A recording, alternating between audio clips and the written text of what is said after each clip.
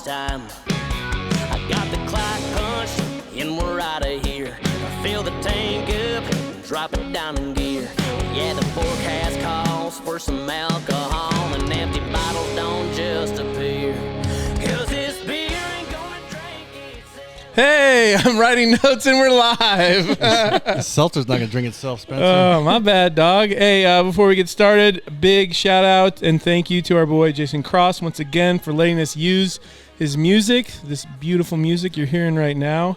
Go check him out at jasoncrossmusic.com or Jason Cross Official on the gram. Official. That's a word? That's a word. That's a word. I made it up when I made my username once upon a time. Episode 56. Let's go, my guy. What's up, dog? What's cracking, man? How was your week? What's it, Friday? Today's Friday. Congratulations. We made another week. I'm excited. What did I do this week? This week I felt like just flew fucking by. I blinked and it was Thursday evening, which I'm not mad about whatsoever. It's kind of a good week. Busy. This is the third Saturday of the month already, and it's only the 14th. That's kind of weird, huh? Damn, dude, that was some really quick math that you did. I was really proud of that. Well, very, very intelligent. Don't let the brown skin fool you. Well, why don't we introduce our guest, Nikki Selby, in the motherfucking house? Hey. Let's go, dude. Hello. Thank you once again for coming out. This is round 2 over here at Potty Mouth Studios. Congratulations, you made it through the first round. I passed. Yeah, actually just came over for the drink. Yeah, she's like, I just actually wanted to get a buzz on whatever you guys want to talk about. Do your thing, but whatever. Then we conned her in with the microphone. Yeah, we cracked a beer and then threw a mic in her face. Yeah. You're like, fine, and a bright light. Oh my god! So what have you been up to? I'm like, other than probably like skydiving out of a plane while doing a sniper competition. Like, what do you got? I don't, just continuing on with my midlife crisis. So I was shooting and trying to do all these very expensive hobbies. Yeah. Which every day I'm like, why can't I just take up crocheting or something? Very cheap, just yarn and some needles or whatever it is. Yeah, I mean, and I don't think you'd have to worry about supply chain issues with crochet. I feel like that's, Ammunition is just, yeah. Yeah. When I first bought my 6.5 Creedmoor rifle, I feel like there was ammo everywhere. Like it was just kind of getting popular, but I could find ammo. And this is before we knew that there's gonna be this crisis, but now everyone's shooting it. So yeah. And there's no ammo to be found other than I will say 9mm is making a very strong comeback right now. I think 9mm and 223, but the problem with what I discovered with long range shooting and learning all these things is that you want to stick with the same brand and the same grain and all of that. And so to find that is like next to impossible. So even if you can find a couple boxes, they're all different. So I have all of these rounds in my house that are just all, different brands, different grains. And yeah, so I guess it would work if I just, had my dope set for 50 different types of ammunition, but that's kind of I think that's counterintuitive there. Yeah. I do work with Sierra Bullets. Wow, and shout out Big Flex on my behalf. Flexing, it's 4 minutes in. First flex. First flex. I need a flex count. Do it like a cussing jar. We'll have a flexing jar. That'd be good. But with Sierra Bullets, and they've been heavily, just like any other bullet or ammunition company, they've been heavily screwed over by this supply chain issue. And but I will say, working with them, I've learned a lot, and I still haven't even scratched the surface when it comes to the reload community. But I will say it's kind of like shooting archery. It's like when you get that arrow dialed in, because you're like, oh, just use my arrows. I'm like, Nikki, thank you, but it doesn't exactly work that way. You got to stick with you got to stick with the same length, the same spine, the same grain in the back, the same grain in the front. All those things, all those things play a factor. And the same thing with reloading. It's like once, and guys and girls who reload, they are so particular when it comes to those things, because I mean they write all these things down, and they're like, as soon as they find that magic combination with reloading, it's like, okay, I get yelled at all the time on their Instagram because they'll go, why don't you have this? And I need that. Where's all the fucking primers? And it's just like, fuck, dude, it's exhausting at this point. Primers are like non-existent. Exactly. Too, right? Yeah. So, because I bought a bunch of reloading equipment when Sportsman's open, and I'm just kind of like staring at it because there's still a lot of parts that I need. So it's tough. I don't know. It was like probably a really good idea in theory where you're like, well, fuck, ammunition isn't around, so I'll just start reloading. You're like, well, fuck, all the things I need for reloading aren't fucking available either. Exactly. Fuck. Exactly. Yeah, well, good time. Something that is available and that we all partook last weekend was out in our friend Chris Cook's neighborhood in Julian, California. She's got a really, really sweet deal going on out in Julian, or she's got a 3D course at the Ranch. Yes. Go check them out. Was it the Ranch? Julian. _ outdoors, right? Yeah. Yeah. We can't wait to get her in. She's coming in on the 30th. That's going to be a hell of a pod. And then we're all going to hang out for dinner and drinks after that. Hopefully my elk is here. You have to be there. You don't get a choice. Neither one of you have to be there. Love to be there. Yeah. No, it was so much fun, and I told Chris this, and I'll tell her this when we see her on the 30th. But man, it was like such almost rejuvenating for me because I was like super, super into archery. But man, like when you're not, and this is like when you're out there and by yourself, and you're just like, fuck, it's not boring necessarily. It's just like you wanted something more. It's so much more fun, and even with hunting for me, it's like. Yeah, there's a time and a place, at least for me. I know everybody's different, but like solo hunting, like some people hate hunting with other people and they just only want to solo hunt. I'm the other way around where I'm like, dude, I like the bullshit. I like to like be around other people, only child problems. I will admit, like maybe I'm a little triggered, but I like to be around people. So it was very rejuvenating for me to like go to that event she put together. It was a really, really awesome event. We had Traeger there, some really, really cool people. And it was just really nice to be around like-minded people who are all local to the area. Everyone was on the same vibe. It was just such a cool event and place to be. Well, the cool thing about her events, and there's another one coming up at the beginning of March, I believe. Yeah.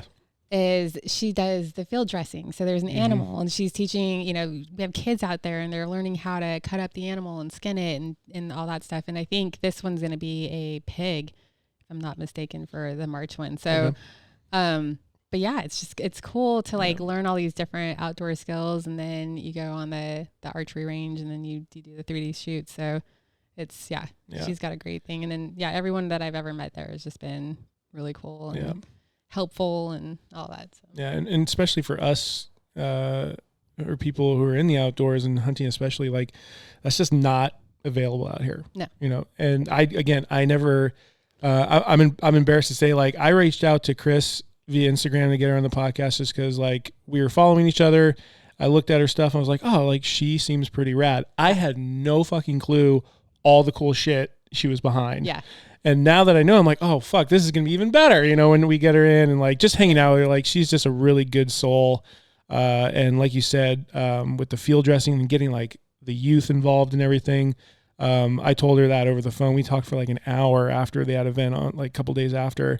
And I told her, I'm like, I can't wait till my son's ready for that, when he's of age, because that's something that I really, really want him to be involved in. I just think those are just really important life lessons. What I noticed was there's people who are making drama, making problems, and then there's people like Chris who are keeping the community resourceful and learning, passing on the being able to sustain as a community. So it was pretty cool. Yeah, she's amazing. Yeah, good. We love you, Chris.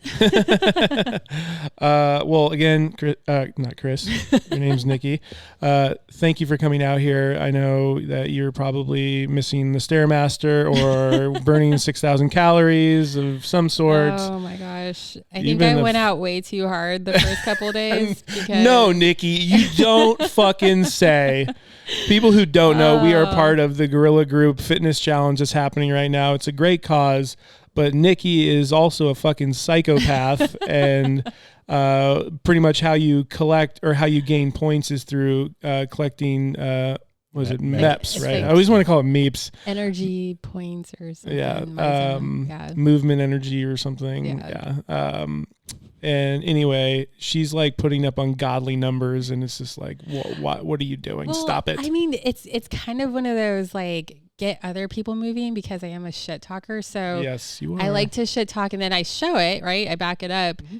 And I know, because the community that we are in this particular challenge are all type A. Mm-hmm. They already, fitness is part of their life. Yeah. A lot of these guys are special operations types. And so it's just one of those, hey, a girl's beating you. And it's in my garage, because I have a pretty good garage gym, and I'll sit there for hours. And it really is, it's not to win. It's just to go other people along, and, and it always works and I was going back and forth with, my friend, like I was literally in bed. It was like 9:00, cozy warm. And he either texted me or tagged me in something. And he's like, I pulled ahead of you. And I was like, motherfucker. So got up out of my bed, put my freaking leggings on, went downstairs to my basement or my garage. And yeah.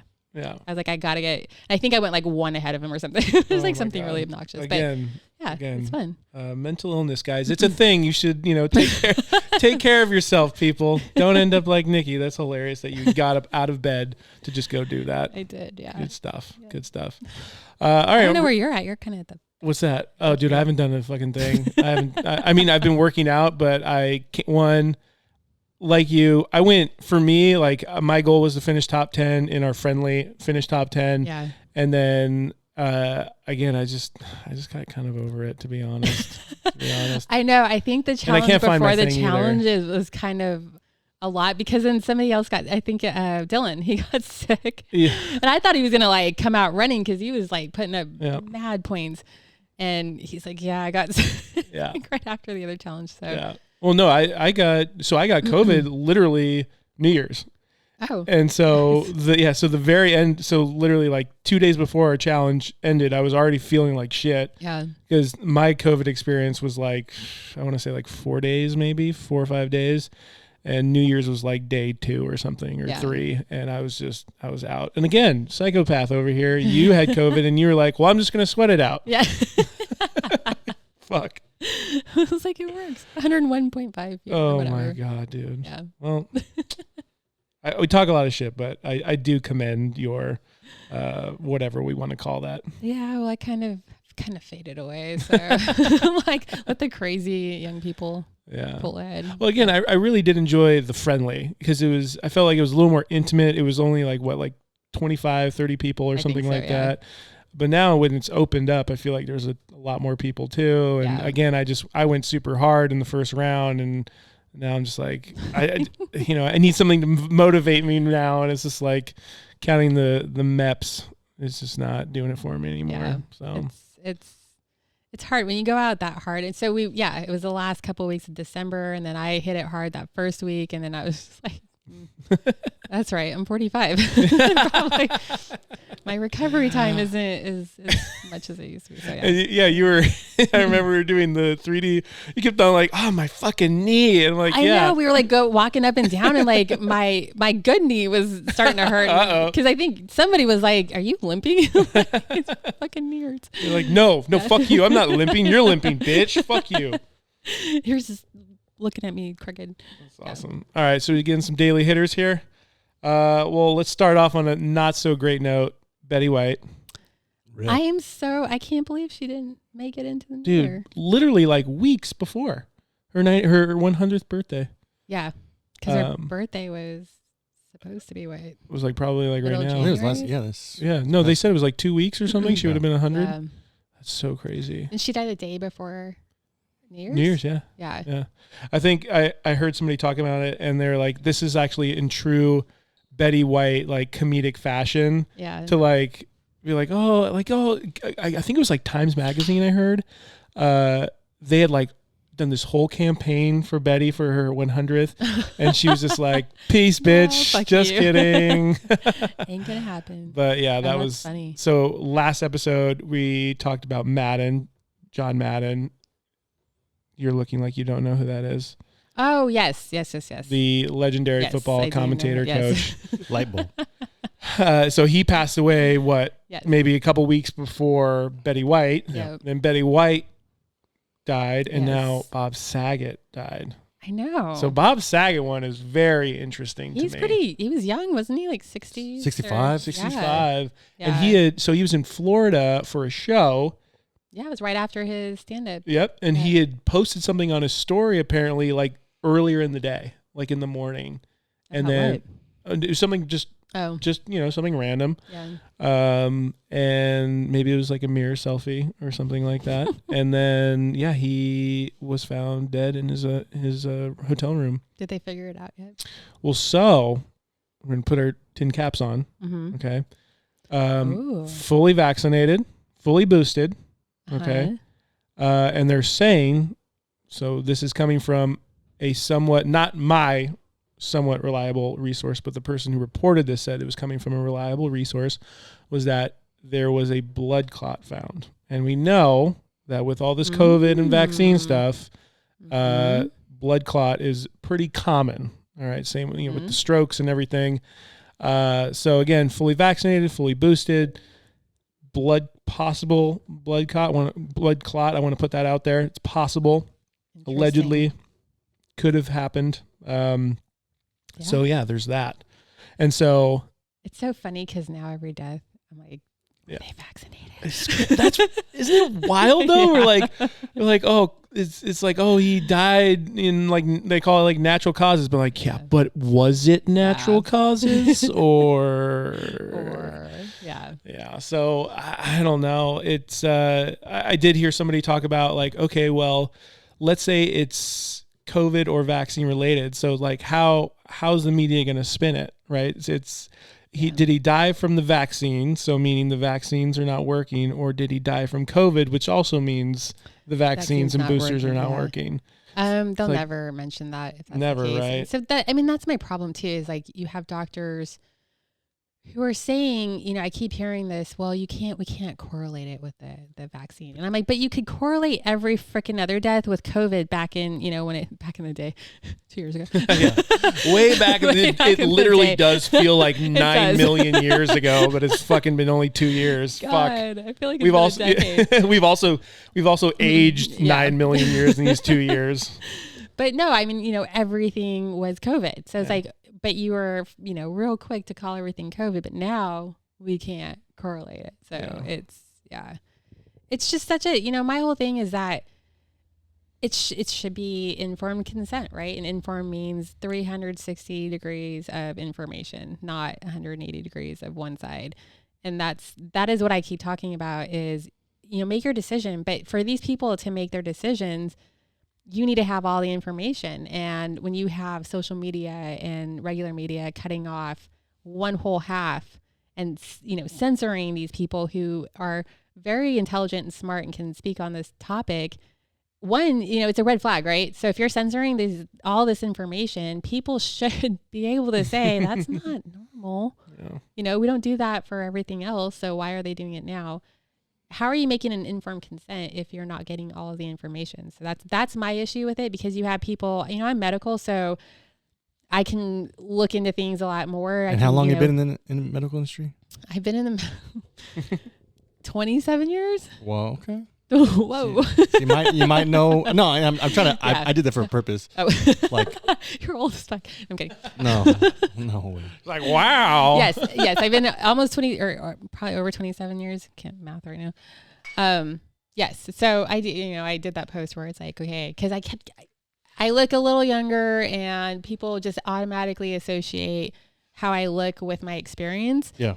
And, I am outspoken. If you follow me, you know that I speak out a lot, and it's all about like the misinformation and not getting the information to people.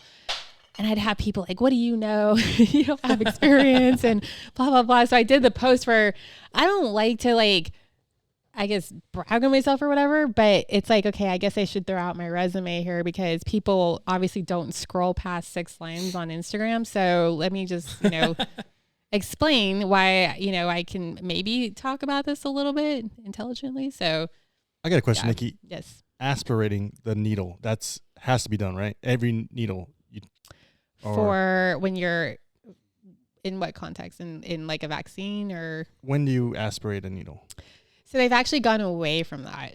Okay. It used to be every IM injection you were supposed to aspirate to see if you're in a vessel, but it's now like that's not the protocol anymore. Because there was that controversy when President Biden did the live shot. It was never aspirated, so there was a lot of conflicting information. So yeah, it's actually not a protocol anymore to do it with the IM injections. It used to be. So any IM injection you were supposed to aspirate. Or if you're talking about injections like I do, shout out with the fillers. Yeah, shout out. Here's a shout out for me. Okay. When I'm injecting fillers, we do aspirate on the face because there are arteries that you definitely don't want to inject a filler into, but it's different than the vaccination. So I don't know. I mean, I didn't know that was a controversy thing with his shot, but Joe Rogan brought it up, and he's polarizing right now. But, yeah, dude, cancel culture is coming in hot for him. But I was talking to Paul about this off camera, where it's like he might be one of the very few. I feel like there might be like maybe 3 to 5 people in the entire fucking planet that are uncancelable, or if that's even a word. I don't think it is, but you can't cancel Joe Rogan unless, and this is always for anybody, unless they find out you've been fucking around with little kids or something like that. Right. Like, you can't cancel Joe Rogan, dude. He's too powerful. Yeah. So he's probably going to die of a blood clot. Oh, God. Don't say that. I'm kidding. Oh, I'm God, kidding. Dude. Say that. We love you, Joe. Joe, come on. 11 million. Yeah. Oh, yeah. What is his monthly or his episode downloads? 11 million. Per total or? Per episode. Per episode. Wow. That's like. I mean, it's close to what we get, but I mean, I was going to say, it wasn't my last one.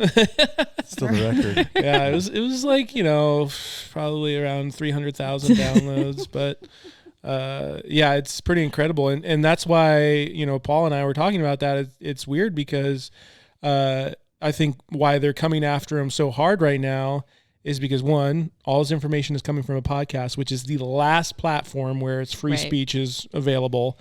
And two, he's dominating when it comes to viewership, downloads, where like mainstream media is not even in the fucking picture right now. Well, they're coming after him because he's putting on, it's a well-rounded, right? So he's getting all these guests on that. I mean, Dr. Malone didn't they delete him off of Twitter? Yeah, literally like I think a week or two, it was very, very recent. He got banned from, Twitter right before he went on to Joe Rogan's podcast. Right. So it's like they're able to control all these different things, but now Joe Rogan has these doctors on his podcast that they can't cancel because I think Spotify is pretty like do your thing, right? So what I remember when this deal went down, and so obviously with this deal with Spotify, you cannot download anything from Joe Rogan unless it's from Spotify. Right. That's the deal. So, but I do remember this when it first went down, there was a lot of employees of Spotify walked out trying to trying to pretty much cause a fuss because of the content that Joe Rogan was putting out. And they were trying to, wasn't it with like they weren't going to so they took all of his episodes from like Apple or whatever, and they transferred everything. But like the episodes with like Alex Jones, they wouldn't cross over, just like stupid shit. Yeah. So can you not listen? Well, no, I think Joe Rogan ended up winning that battle. I'm pretty sure you can still listen to him now, but that was something that they were like, nope, we're not going to do that because he's such a flagrant character right now, Yeah. But anyway, it was pretty wild. Yeah, I mean, it's the one thing that's putting out the other side of the information that has a platform and an audience, and so again, this should be a red flag, right? They're terrified of him because he's putting on guests that are speaking, from experience. And I mean, Dr. Malone, he came up with the technology for mRNA. Wouldn't you want to hear from that person? Yeah, right. Wouldn't you say like, they're actually, why did you delete him? I don't like it's. I think there's like 300 doctors that are speaking out against Spotify to reprimand Joe and for having those doctors on.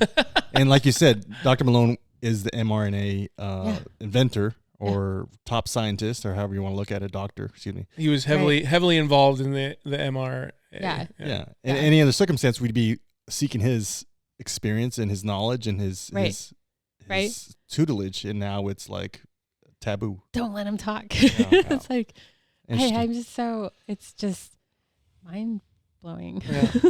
Mind boggling. I do not want to hear from the guy who came up with this technology. Yeah. Well, we jumped ahead a little bit, but I'm totally down to talk about Dr. Robert Malone. I do have a clip of here.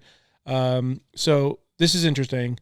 We talked about, he was on Joe Rogan's podcast. He was dropping a lot of knowledge bombs live on his podcast where a lot of people were just like, wait, what? And one of the things, and again, he was part of, he's calling himself one of the inventors of the 9 original mRNA vaccines back, and I think they got filed in like 1989, I believe. But he brought up something, and we're going to watch a clip here in a second, but he brought up something called mass formation psychosis. And off camera, I was trying to explain it to you, and we're going to watch the clip here. But basically, it's like those people who you can throw all of the facts in their face. It's all confirmed. It's all tied up in a nice, pretty bow. But they'll still say, nope. Got to wear a mask. Got to stay 6 feet away. Got to have every fucking vaccine and booster ever imaginable. And then the government, has doesn't have any bad intentions for me whatsoever. So we're gonna take a look at this video right now. I'm gonna keep it on Nikki's face here.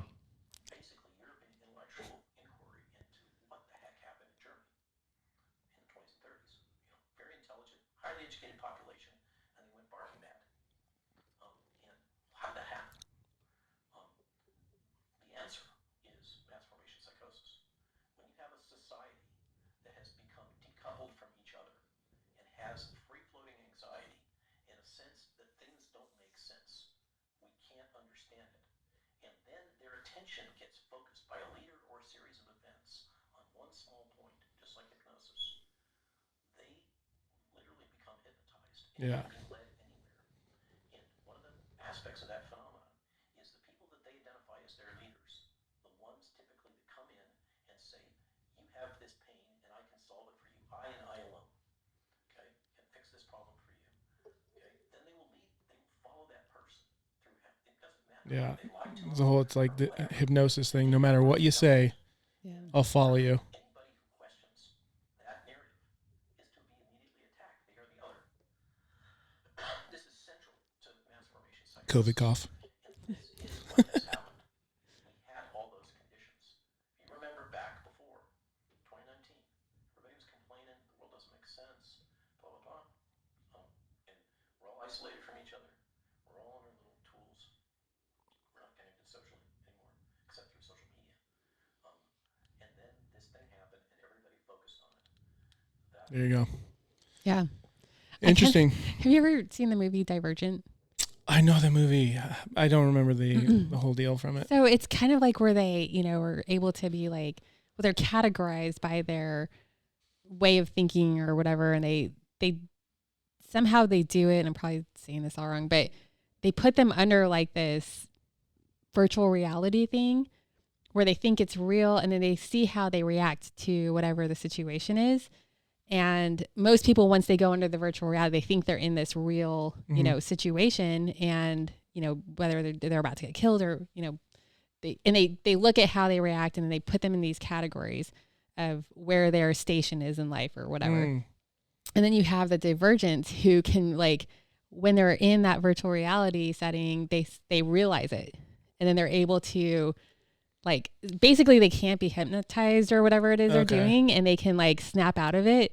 And so, like one scene, I think she's underwater, but then she realizes, oh wait, this isn't real, and then starts tapping on the glass and like break. It's What? And I keep thinking like, I would be divergent because never at any point did this ever, where I'm like, oh, this is real. Like I, from the get-go was like, no, something's not right here. I'm right there with you. I've always been at a very young age, I've always questioned things, and right off the bat, we were like, I would say, we talk about this all the time.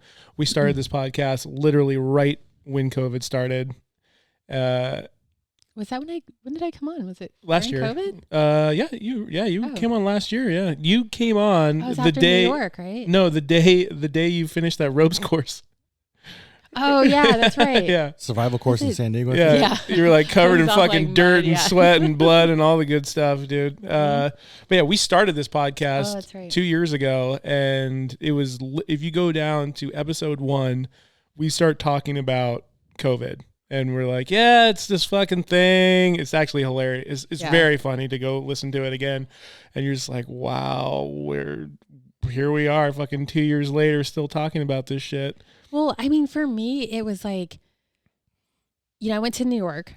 I volunteered, went to New York to help out. And that was 2 parts. It was one, because I wanted to help, but I wanted to see with my own eyes what the fuck was going on. And I remember that was right. So this was April of 2020. And like right before that, all these like people who made clothes were suddenly coming out with these masks and these cloth masks. I had several people reach out to me like, hey, I made these masks. And one, I was like, how did you jump on this so fast? Yeah. And 2, with my, I don't know, education, I was like, that's really nice of you, but like a cloth mask isn't going to do anything. That's exactly what I was thinking. And then I had a friend who, makes clothes, and he's like, hey, I want you to bring these to New York and, distribute them. And I remember thinking, I can't really give these to my medical colleagues because they're going to be like, oh, like we can't wear these in the hospital. And then all of a sudden, all of these people, doctors and nurses included, were like, oh yeah, we got to wear a mask. And I was just like, what? Like, when did a t-shirt ever like protect you from anything? Like, are we, what? And that was kind of my first, like, what is happening right now? Yeah. And why are my own colleagues going along with this? Because we, like, an N95, is really at the minimum what you need for something this small. That's like you would call that like the standard, right? Like you start there, right, and then work yourself up to like heavier duty stuff, right? And so, just real quick, like, do you remember the Ebola scare? I mean, yes and no. I mean, how old were what? No, this was like 2017. Okay, so all right, I'm thinking. I guess I'm talking about SARS or Ebola. Ebola. So really? I thought that was a long time ago. No, there was an Ebola breakout in Africa. It was around 2017, I want to say. And it was in Africa, but they were bringing them back here to treat. And that's when everyone was like, holy shit. Yeah, we're bringing there's this fucking really dangerous disease out there. Yeah. Bring them over here and then we'll fuck. Like, I can't remember. Well, there were aid workers that went over there to help. And I think some of them came down with it. And so they were like, okay, where are we going to treat? Like, what are we going to do? And they had all these, like, they had these trucks and planes that were configured to handle an Ebola patient.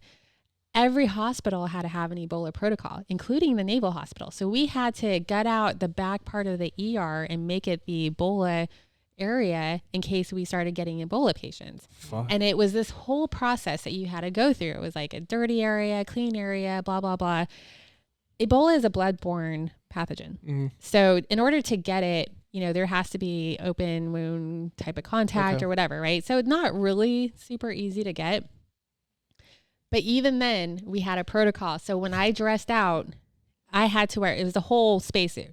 It was your PAPR, which is the whole headgear, your, the full body gear, the whole thing. And then it was a 2-person dress. So I had a person that would walk around me and make sure I had no breaches in my spacesuit thing. No way. Yeah. And so I was like, this is what we did for something that wasn't even airborne. Oh my gosh. Now you're talking, this is supposedly the deadliest virus, and you're saying to wear your underwear over your head? Shout out to that guy on that plane. Did you guys hear about that story? No. A guy got taken off a plane because he had literally a girl's panties on his face as a mask. I mean, that's what people were like, oh, that's cool. You're good. Like you could walk into a grocery store without a mask and people would give you the dirtiest looks, right? Yeah. I could go in the bathroom, put my underwear over my head, and they'd be like, they're like, bravo. Hey, like, you're saving, you're a savior. Hero. For grandma. Yeah. Yeah. And it's just, that's how ridiculous it was. And then, for, again, my colleague, I've lost friends over this. Which I'm just. Oh, dude. Don't talk to me about that stuff. I've definitely lost friendships and even family members where it's just like, what? Like, do you hear the words coming out of your mouth? Yeah. Like, And I feel like a lot of it comes down to just like, I think people are scared of colors, right? It's it's red, it's blue. Even though they may not agree with what's happening, they'll be damned if they're going to be affiliated with anybody who thinks that they're red. I truly do feel like that plays a large part in it, where they'll be, it's one of those things where you're like, pry it out of my cold dead hands if I would ever agree with somebody who thinks they're a Republican or calls himself a Republican or whatever it is, when in reality it's like, dude, fuck red, white, I'm a fucking American, and what's happening right now is absolute bullshit. The division just continues to just But I don't even know, like, the whole politics that came into it. I'm like, how did this get political? And why is it you're a Democrat if you wear a mask, or you're a Republican if you don't? And I'm just like, what? One word answer how that happened: media. It is. It's totally media. But for like your majority of people to not question that and be like, why are we even, how did it get to that point? Like, it's crazy to me that, this is supposed to be a healthcare crisis, right? Why do we care what fucking Trump is saying, or Biden, or whoever? Like, this is, it's the most bizarre thing to me. It's so bizarre. And it's more bizarre to me when I see the medical community just falling in line. Yeah. And then I'll hear nurses that I know and doctors that I wouldn't treat somebody who's unvaccinated. And I'm just like, are you fucking kidding? Like, that infuriates me. You haven't heard that shit, dude? Oh, yeah. Dude, there are people, that's actual conversations that are happening, like, not in private, in fucking public, where they're like, you know what, if you're not vaccinated, like, I think you just need to give up your bed for somebody who is vaccinated. Yeah. This is like, you're causing all this. It's like, this is like, are you fucking, like, if I hear that, I would punch you in the face. Yeah. Because that is not, no. So I don't know. I don't know how we got here, and I don't know why, I guess this mass psychosis thing, because it's like, I don't know how people just follow along with this. It makes absolutely no sense to me.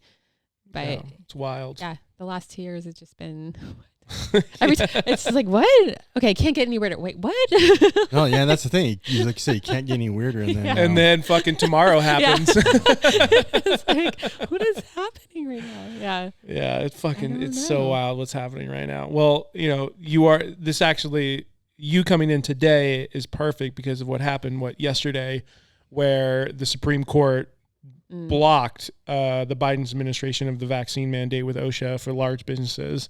So that's blocked. But then they're like, okay, that's blocked. You can no longer mandate that stuff, but healthcare workers can't make their own decisions and they have to get the vaccine no matter what. So, or I should say vaccine or testing. So you being in the seat tonight is perfect because you are in the healthcare industry. I want to know from you, how are you able to do what you do with the news that has just come out? So thankfully, luckily, my hospital is still giving the option of testing or getting vaccinated, where I guess a lot of hospitals around the country are like, no, it's just vaccinated or nothing. Like, there's no testing option, which that too, I'm like, wasn't it the mandate? Didn't it include, if you don't get vaccinated, that you do test? Yes. Isn't that? Yeah. So like, why is that overruled? And no, you have to just get vaccinated or you're going to get fired. Yeah. Like, that doesn't make sense to me. So, luckily my hospital is still going along with that. So that's good. I'm just able to test, and I test twice a week. So, but and this is what I said to my manager. Hopefully I don't get fired. Shout out to your manager. Love you. I was like, okay, I'm assuming I'm getting tested because you don't want me to spread COVID in case I have it. Well, yeah. Okay. So then everyone who's vaccinated is getting tested, right? It was one of those, and I love her to death. And she she's like, Nikki, I was like, I'm just pointing out this is not logical. Yeah. Because we know that if you're vaccinated, you can still spread this. So if you're really worried about your patients, and this is why we're testing our people, then everybody should be getting tested, right? Well, and that was a big thing where it's like, okay, let's pretend this vaccine is like fucking, God's gift to the world, which it's not. It's obviously not. You're fully vaccinated, fully boosted. You can still catch COVID. You can still die from COVID, or you can still die from the vaccine. You can still spread the virus, but yet we're still creating this division between unvaccinated and that's the thing where I'm like, I'm watching this, and I'm like, wait, what? But I really think people are starting to wake up more. And because they're seeing like, oh, we're on the third. Oh, just take one more. And people are getting like, what the fuck? You know, like you told me 2 vaccines ago that I was good and that the world would open up again. And a lot of people, unfortunately, that is why they got it. Not because they agreed with it, but because they thought, oh, well, this will just help move forward and we'll get back to normal. When I knew, I was like, no, there's no way. Did you see the CEO of Pfizer? It's on Instagram. He came out and said, he said the second booster kind of helps. Yeah. Third, sort of. Yeah. So we're coming out with the fourth. Yeah. And he's like, we're coming out with the Omicron vaccine. And it's like, that's going to be gone by the time you come out. And how can you do it? How can you come out with a vaccine? Thank you. So fast. Yes. So that has been my number one question from the get-go is how are we adapting doing this so quickly, right? We can't even get the flu right for how many decades are we on with that, you know? And it's like, but we're able to, you know, every few months come up with a new vaccine for the new variant that we just discovered yesterday. Like, it's just, shout out to Lex Friedman, though. He had the CEO of Pfizer on his podcast, and he asks him that question. He's like, how did you guys come up with this so fast? What do you say? He's like, the human will. And it's like he's like when people are passionate about something, they'll fuck. I hear that a lot, and then I hear that when it's like, well, are we not passionate about cancer? That's kind of or heart disease, obesity, none of that, fentanyl, suicide, nothing. HIV. And here's my other question. These are kind of what I challenge people with that like to come at me, is that because they all one of their argument is mRNA has been around for decades. You're right. It's been around for 3 decades. Why is it that we decided we're going to release it and use it on humans the first time during an Emergency Authorization Act? It has been around this long. Why wouldn't we use it? Yes. Why wouldn't we use it on something that's known, like, I don't know, HIV or something else, and do the proper clinical trials and do the proper, approvals with FDA, whatever? Why are we like, oh, let's wait for an emergency and we're going to release it? Oh, and by the way, we just happened to come up with all these different vaccines for every variant and blah, blah, blah. And it's like, what? And this is what I hate too, is people want to say, oh, you didn't want to get it because you're an anti-vaxxer. I'm like, not a fucking anti-vaxxer. Like, this isn't the same at all. Like use your brain. This isn't the same thing. And this is the first time it's used on humans. I just want to, I don't know, see what happens, because I truly believe that it's not going to be very healthy for humans down the road. And it already is like proven that, but we can't, because the media is very one-sided, won't show the actual damage it's doing to people. But if you go and look at like the VAERS and whatever and see the injuries and the deaths that are associated with it, and anything else, like this would be like, it would be stopped. Yes. Because how many deaths that have occurred from this. And it doesn't even work. So it's like, what do you like, and like the myocarditis. And I love how the media wants to like, oh, just get some rest. It's like, this is heart damage. Yeah. Nikki, Dr. Peter McCullough was on the Black Rifle podcast. Yeah. So I did watch his. Did you see that? And he said, when the FDA puts out a vaccine, if 5 people die, it's fine. It's unfortunate, but it's fine. Right. At 50, they stop. They shut it down. There's over 1,000. Pfizer has over 1,000 accounts of people dying from. Right. There's more than that. But yeah. Yeah, but that's actually, and they're still. It's still. It falls under that emergency protocol, whatever. But did you also hear? Sorry, I wanted to steal the show real quick. Did you also hear that the testing swab has some type of carcinogen, or there's a label on cancer causing from the swab? Yes, I did hear that. Because I have to test. Dude, yeah, and that's what the guy's saying. He's like, you're not gonna stick some swab up my nose that's every two times a week that's gonna cause cancer. Dude, it's so funny you said that, because I saw a video literally like a year ago about that, where a guy filmed himself going through one of those mobile testing units, and he already knew what he was doing, and he already had a testing strip. He flipped over the back, tells you everything that's in it. Looked up one of the ingredients. I can't remember what it was. It's like EO or something. It's the same one that you're talking about, and it's linked to cancer. It's linked to all these fucking terrible things, and he like points it out to the person who's like doing the mobile fucking swabs and whatnot, and she's just got nothing. Oh well, they're not going. These are like lab techs that are just doing what they're told to do. Yeah. So like they're not going to have the answers to those kind of questions. Yeah. And that's what's sad. Like people are just kind of falling in line and like, this is what I'm told to do, so I'm going to do it, Yeah. But I don't know. It's all crazy. It's so wild. It's good to see that these doctors, Malone and Peter McCullough, finally getting a platform to speak a little bit. Yeah. But what's sad is there have been several doctors who've been speaking out and that just get they get the blanket canceled. thrown over them. Yeah. I mean, hopefully if this is, Joe Rogan's finding these people, that he can find the rest of them. There was a female doctor from Africa that spoke out way in the beginning and was talking about like the ivermectin or the hydrochloride. Oh, she's the black lady? Yes. Yes, I remember that. She was very, very because she was like, I have treated this many patients. Every one of them went home, blah, blah, blah. And they... Oh, yeah. I remember that.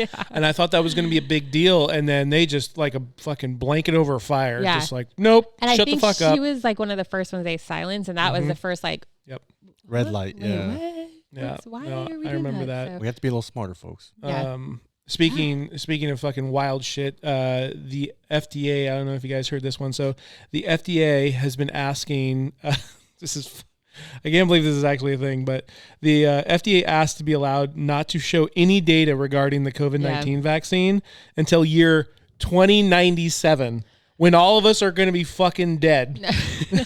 They're like, then we'll release the data when everybody who's been affected by it can't sue us or fucking anything like that. That should be another red flag. Red flag. But that got overturned. Correct. Yes. So the second part of that, 9 months or 8 months, 9 months. Yeah. The judge gave them, you have 8 months to fucking give us the data. But we had the beautiful Build Back America plan. That's just as long, I'd imagine. That got tanked. That was quick. Yeah, but they had that ready to go and amazing. Pretty crazy. The last part of this, and then I want to move on. I wanted to get all this fucking COVID talk up and out of the way because we have you here, and then we'll just move on to other shenanigans. But Project Veritas, and I will say it, I'll die on the hill. They're doing great fucking work of exposing corruption and fraud. They just released something with Fauci where it's military documents essentially saying that, if you guys remember, he went under oath, said he was not doing gain of function.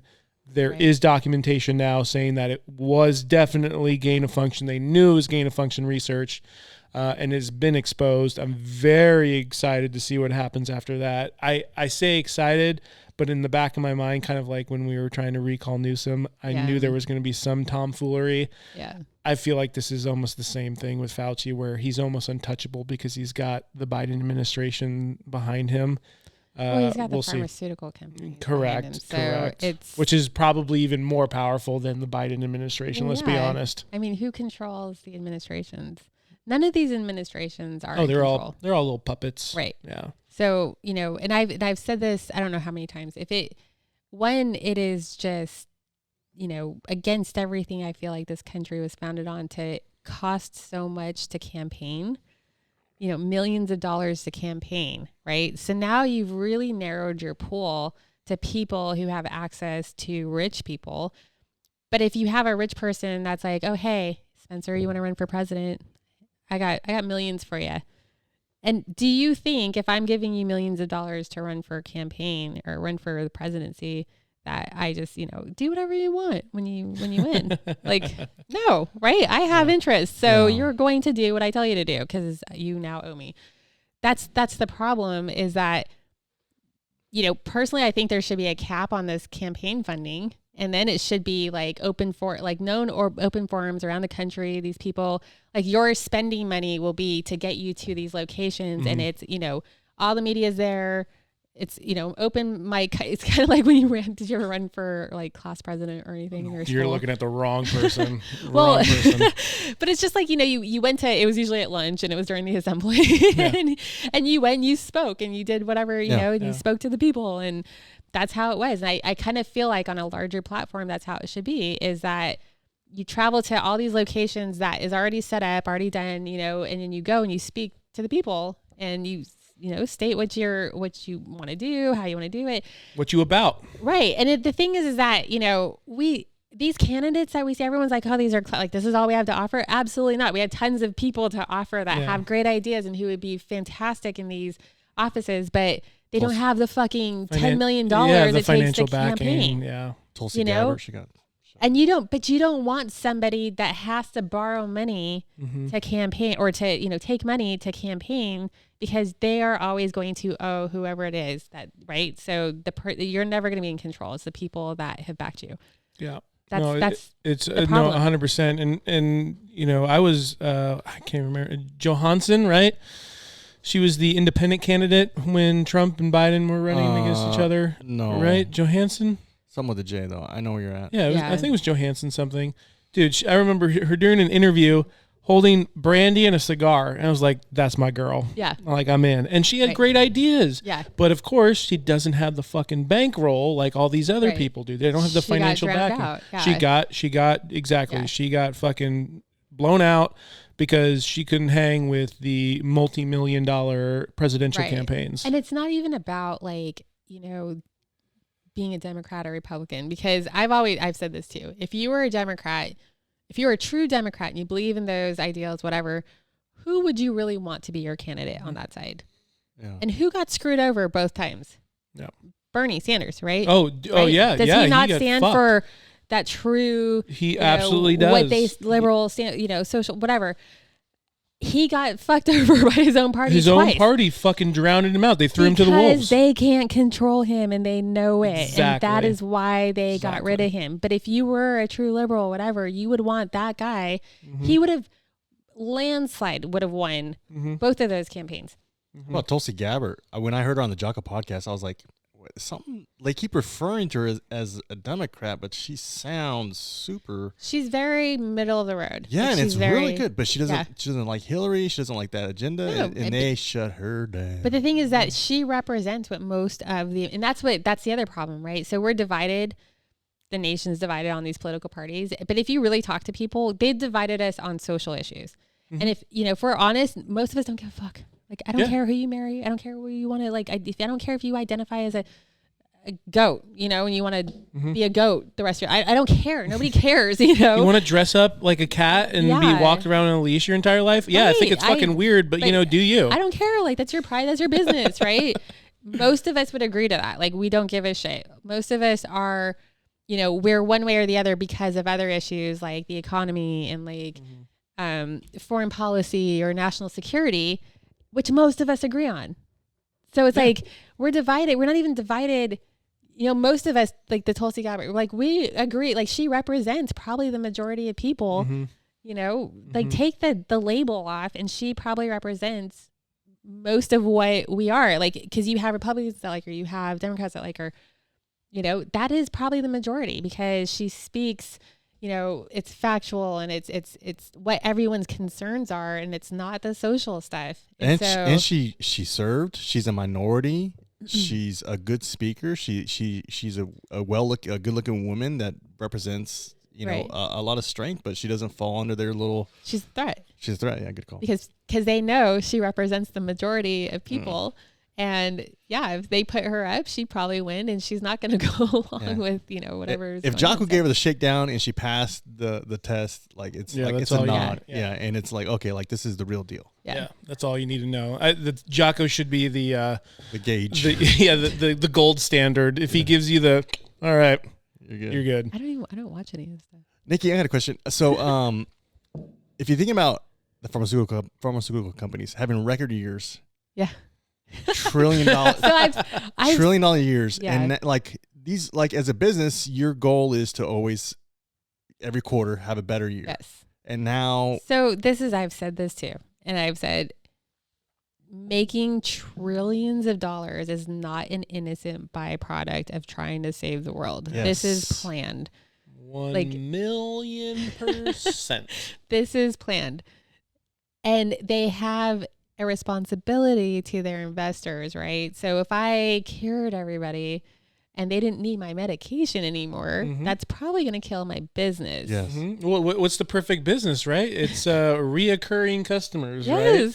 So if I create a product that like, hey, it's a one and done, wham, bam, thank you, ma'am, that's not a very good business plan. I need you coming back for more. Right. Yeah. So this is, again, why, like, how do people not see this?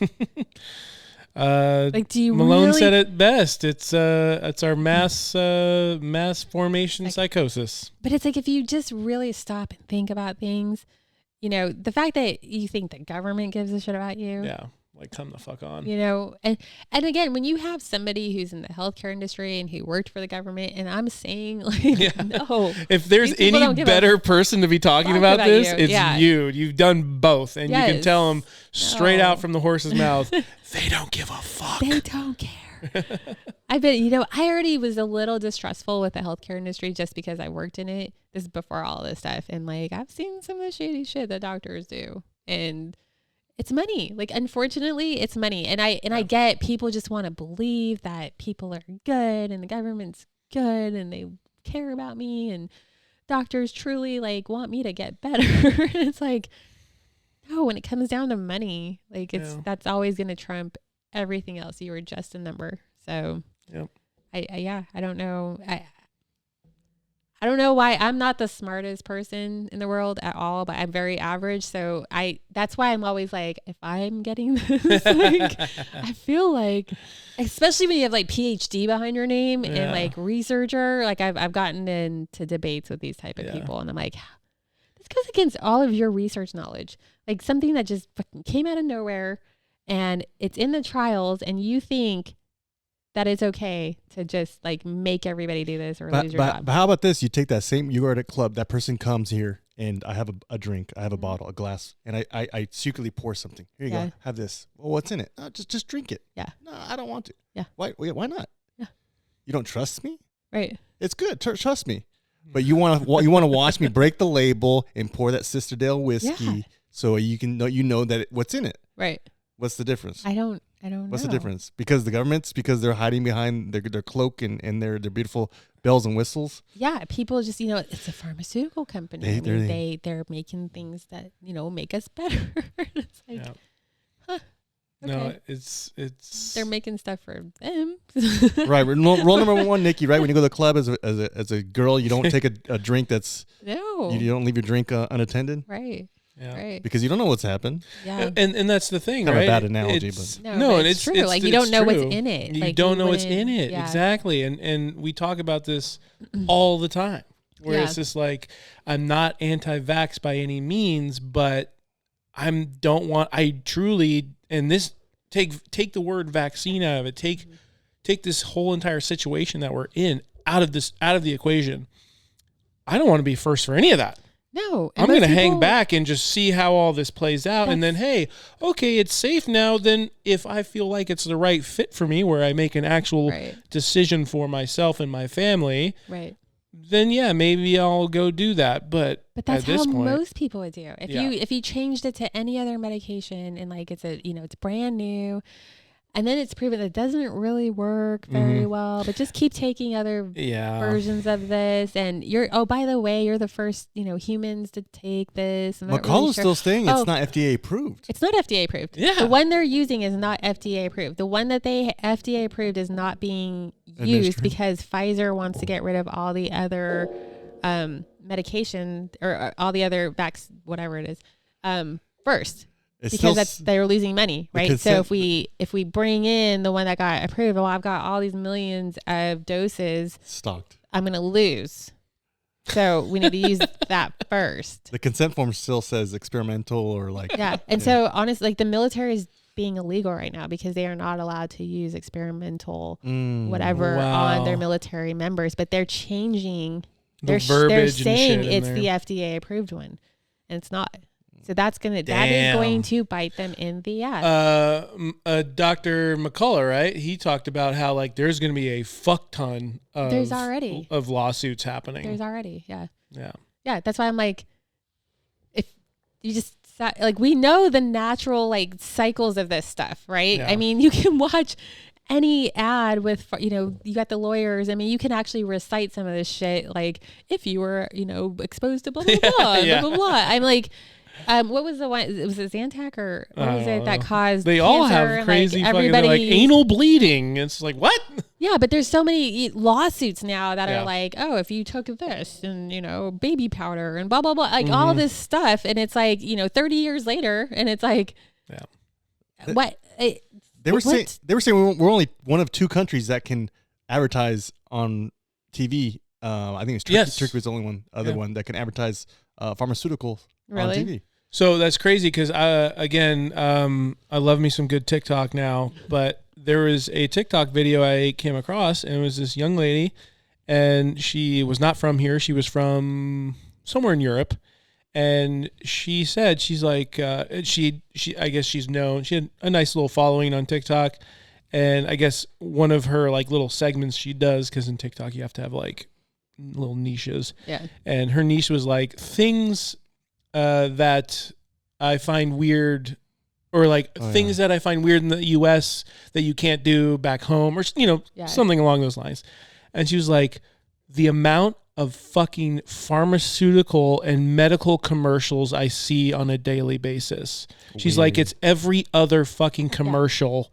It's like, try this med, try that. Oh, you don't feel like this? We'll feel like this with this thing. And it's just like this, it's ongoing. And we've been conditioned to just, I mean, I block it out. I don't fucking listen to commercials or anything. I'll laugh at commercials when I think it's like, wow, oh, fuck, you actually thought that was a good idea? Oh, okay, good for you, you fucking idiot. Well, they also target demographics. So based on the show that's running, they know. So then they'll target that demographic with whatever medication they think that, it's, people who are younger that, how crazy depressive, is that? Antidepressives. And well, it's not crazy because the ads, who runs these channels? Well, it's, I mean, if you really want to think about it, it's, what is it? The black, where's the money coming from? Well, it's coming from like all those. All right, it's the pharmaceutical companies. If you're going larger, I'm talking about Vanguard. And yes, the Vanguard. Was it the Black Rose or Stone? Blackwood. Yeah. Something like that. It's like those families that are behind everything. But if you Google Vanguard and was it Black? I think Marty just had it on his story. I've been telling people about this. I'll get it if you guys want to keep talking. But if you Google it and you read that shit, it's like, oh. They own everything. It's like 90%. They've got a piece of everything. Yeah, and pharmaceuticals fall under there. So that's the larger picture, right? But coming smaller, pharmaceuticals, yes. Right. So how do these people pay for like those shows and all this stuff? It's the ads. It's how they're paying for it. So if you have pharmaceutical companies running ads, it's because they're paying that amount to run their ads. Yeah. That payment goes to those stations. Well, if you look at like CNN, NBC, like every, all those fucking stations, the first thing you see, sponsored by Pfizer. Yeah, exactly. And it's they're telling you. Of course they're not going to fucking talk shit. They're sponsored by the devil, dude. Yes. That's why, like, who is that one reporter? Ivory Heckler, I think. Where she went rogue on air. Yes. Because she was like, fuck this. Like, she's being told what to say. And she's, saying, because she was interviewing, it started with she was interviewing like, I think a army doctor or something. And they told her to ask a certain question. And so she did. Yes. And then he answered what they did not want him to answer with. Mm-hmm. And she was like, how do I control what he said? Like, you told me to ask a question. He's speaking from his experience. It's not the answer you want. And cut her off or did something. And so she was like, fuck you guys. So then she, like the next era, she's like, Monsanto, BlackRock and Vanguard. Yes. Yeah. So those are the people, the families. Dude, we got a target now on our back. I know. Right? I mean, this podcast is pretty fucking huge. Wouldn't it be wild? Wouldn't it be wild if we just fucking went viral just talking about this shit? That'd be fucking fantastic. And suddenly our bank accounts are all bank accounts are frozen. Cars are gone out of our driveways. Like, oh, I'm gonna fuck. have to go to the ATM after this and pull all my cash out. All right, well, let's get out of this. This is a good talk. I really enjoyed this talk. I will say the one thing I did want to say, and we kind of zip by it, but with like presidential candidates and whatnot, I would just love to see no D or R or I or whatever party. I would just love to see just like their name. Talk. Tell me what you're all about. And that's what regardless of party, I don't want to know what party you're involved in or I just want to hear what you're all about. But that's why I was saying the only way to do it is to put a cap on the campaign funding. Yeah. So you can only spend $10,000. And like I said, the $10,000 will go probably to more of your travel to get to these already set up locations, that the media is already going to be there. These are your candidates. Speak. And you are in front of, your live TV. Everyone can tune in. They can watch. Exactly. They can hear exactly what you have to say, what you want to do. That's it. Everyone, for the most part, is having has the same kind of resources to their fingertips. Right. Exactly. You got $10,000 to spend. However you decide to spend that $10,000 is totally up to you. Yes. Everyone's got a shot. Right. I actually love that fucking idea. And you can't run your own ads. You can't do any of that stuff. You can only go to these locations that are already set up. Pre-positioned. Again, media is already invited. Live TV. That's it. That is your campaigning. You can't just go to whatever locations you want to. You can't run TV ads. You can't do any of that stuff. So. I hope people understand we're the last free world in podcasting, or just you mean America? General, You mean America? Yeah. Well, we talk about this all the time, where it's like, you see what's happening in Germany, you see what's happening in Australia. Australia's scary. Well, so Germany low key is worse than what's happening in Australia because it's only a part of Australia. We talked about this about maybe two or three episodes ago, where it's actually, clearly Nikki's not on top of her potty mouth, but basically it's only a part of Australia that it's actually like the fucking purge. It's like the right main now. City, right? It's Sydney. Where Sydney's at, like Melbourne too, right? Or I believe, Melbourne and Sydney are like in the general same direction. So it's kind of like that side of Australia. But then there's another side of Australia that's like you would never even know. Like, right. But it's a smaller population. Correct. So correct. Unfortunately, like if you're working in like the urban areas or like big cities. Yeah, if you're by a big city, but I mean, look at the U.S. If you're by a big city, you're going to like LA. Right. But that's it's kind of the example, right? So if it were to, spill over here, what was happening there, you're going to. Here's the question. What do you do if our area where we live, you live very close, our area, and thankfully we are in an area that is in a good position where there's not a lot of mandating or forced masking. I haven't worn a mask in literally like 7-8 months. Wow, is that a flex? That is a flex, and count it. Put it in the jar. I mean, I was just in San Diego, and San Diego's not looking very good. But I walked into the gas station. Really? Oh, okay, good. There's only one. Yeah. No one said anything to me. It honestly pisses me off a little bit when I like walk into Staters. I'm like, look at all you fucking you fucking sheep. Like, why do you have a fucking mask on? Well, then most of them have it like below their nose. Yeah, I'm like, you're not even wearing it right. Yeah. What the fuck are you doing? It's just for that visual, like, oh, I'm following along or whatever. Like I'm following directions. How about the big complaint is they speak away from you with the mask on, the plexiglass. It's like, I can't hear you. Yeah. Oh, dude. Yeah. I was at Walmart grabbing some shit and I could not hear a fucking word the lady was saying. There was plexiglass. She was wearing a mask. I was definitely not wearing a mask, but shut up. She was just like saying, I'm like, I'm just going to guess that you told me to put my card in now. And like, I don't know. Like, you can yell at me, I guess. I'll finally hear you if you do, but it's just so fucking stupid at this point. Like, come on, people. Come on. If you disagree with it, fucking say something about it. Be about it. You know what I mean? Like, it's so many people at this point where, and especially in our area, as soon as the mandate came off, and I feel like for a lot of people are like, it ain't ever coming back. Like, I'm never going back to what it was. I was fully prepared. I remember when earlier today, I was we did a podcast earlier, and I was dragging ass. Paul force-fed terrible food down my throat, and it was actually really good, but I just felt like shit afterwards. But I grabbed a coffee, and I was fully prepared. I was going to walk into this coffee bean because they gave me shit on the first round of masking, and I still told them to go fuck themselves. But I was fully prepared to walk in there, and they were going to be like, "Oh, sir, can you put your mask on?" And I was going to be like, "No." Walk in, you're like, "No." I was fully prepared to go tell them to go fuck themselves. I have a beard. You see this beard that I trimmed up? I was fully prepared to just be like, "No, fuck you. You're not getting my business." Because What happened? Nothing happened. I walked right up to the register, like, "Oh, hey, how are you doing, sir?" Even though they're all fully masked up. Was it here? Yeah, it was here.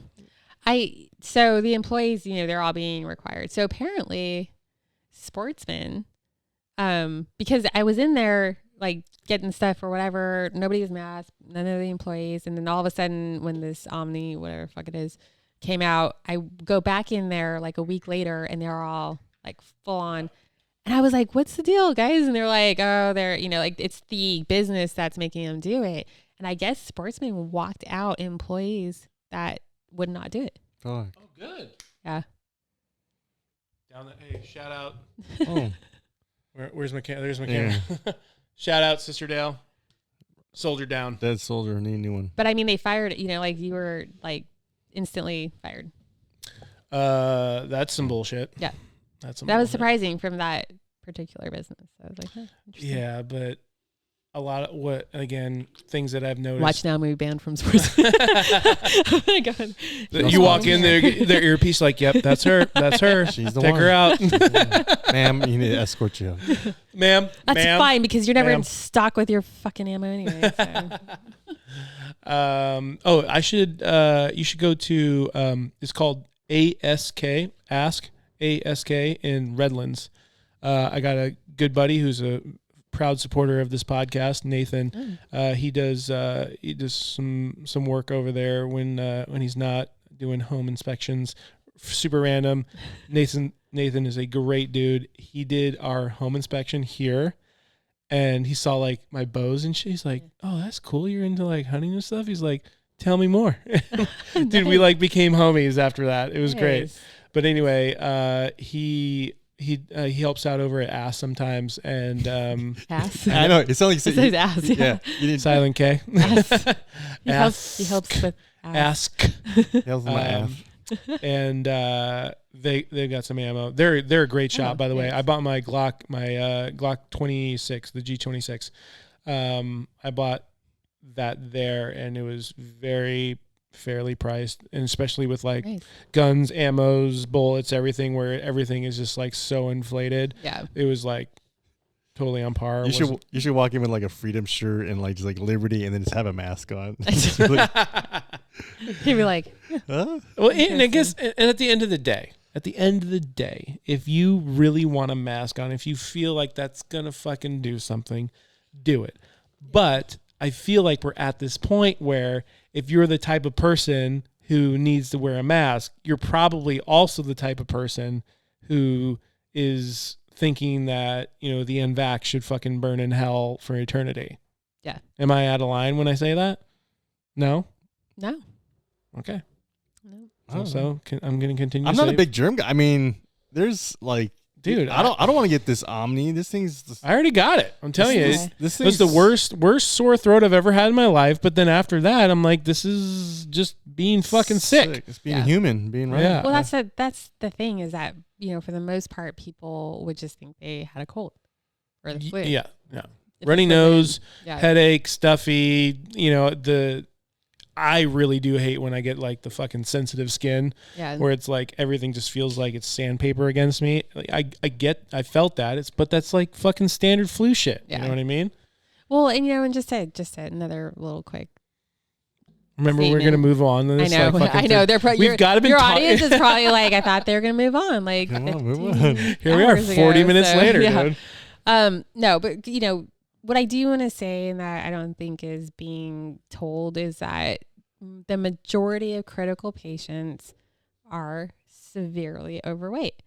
and they have comorbidities. Like they need to be honest about that, because what people should know is like, hey, if you want to really protect yourself, like start working out, eating better, start, losing that weight, because the majority is, BMIs over 35. Like it's across the board. So, they don't want to say that or like hurt people's feelings or whatever. And it's just like, this is a fact. I'm not saying anything that I'm making up, or like discriminating or whatever. Like this is, you're a fucking bully. How dare you, Nikki? I'm trying to save people. No, but it's very I true. was really large at one point, so I feel like I can talk about those shit. So yeah. Well, yeah, you decided to have like 2 kids back to back, right? Yeah. Yeah, good call on that. I know.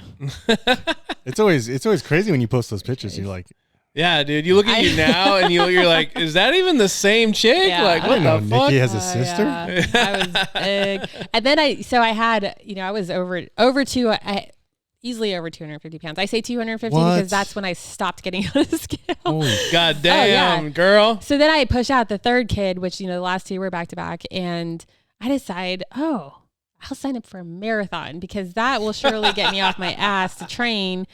And never ran more than 5 miles in my life. Like even in my schools, like I fucking hate running. Yeah. And of course I don't train. And it was like 6 weeks out from having the kid, or maybe like 2 months. This is a Nikki story. Dude, so I fucking marathon time comes, right? I'm still just fucking large. And I'm like, you know what? I paid for this shit. This is a rock and roll marathon in San Diego. Yeah. And it was before they had the half option. So you had it like, it was all or nothing. And so I was like, you know what? I'll just go, because I paid for it. And my friend was running it with me. And I was like, I'll just walk off whenever like I can't do anymore. Well, you know me, like I don't quit anything. I'll die before I quit. And so there I am. Literally, you will die. 6 hours and 33 minutes. Damn. Yeah. Finish The it. fucking truck that pulls, like, because it's like a 7-hour time cap, and they were on like, your ass. oh yeah, they were behind me. I finally so that one ended at MCRD that year. And Was this when you were still like 200 plus? yeah, I was like God 250 damn, pounds. So they record you like the last, I don't know, like a few minutes, right? As you're coming down towards the finish line. First of all, I was expecting a whole crowd of people, like I'm gonna have like all these people like cheering me on. And Not whatever. after 6 hours. There was like 4 people in the stands. So I was like, the fuck is this shit? And then there was this lady who was walking, and she had like severe scoliosis, because she was literally almost 90 degrees sideways. And she's walking like this, right? And she kind of she and I were like going back and forth, passing each other, because obviously I was running this thing.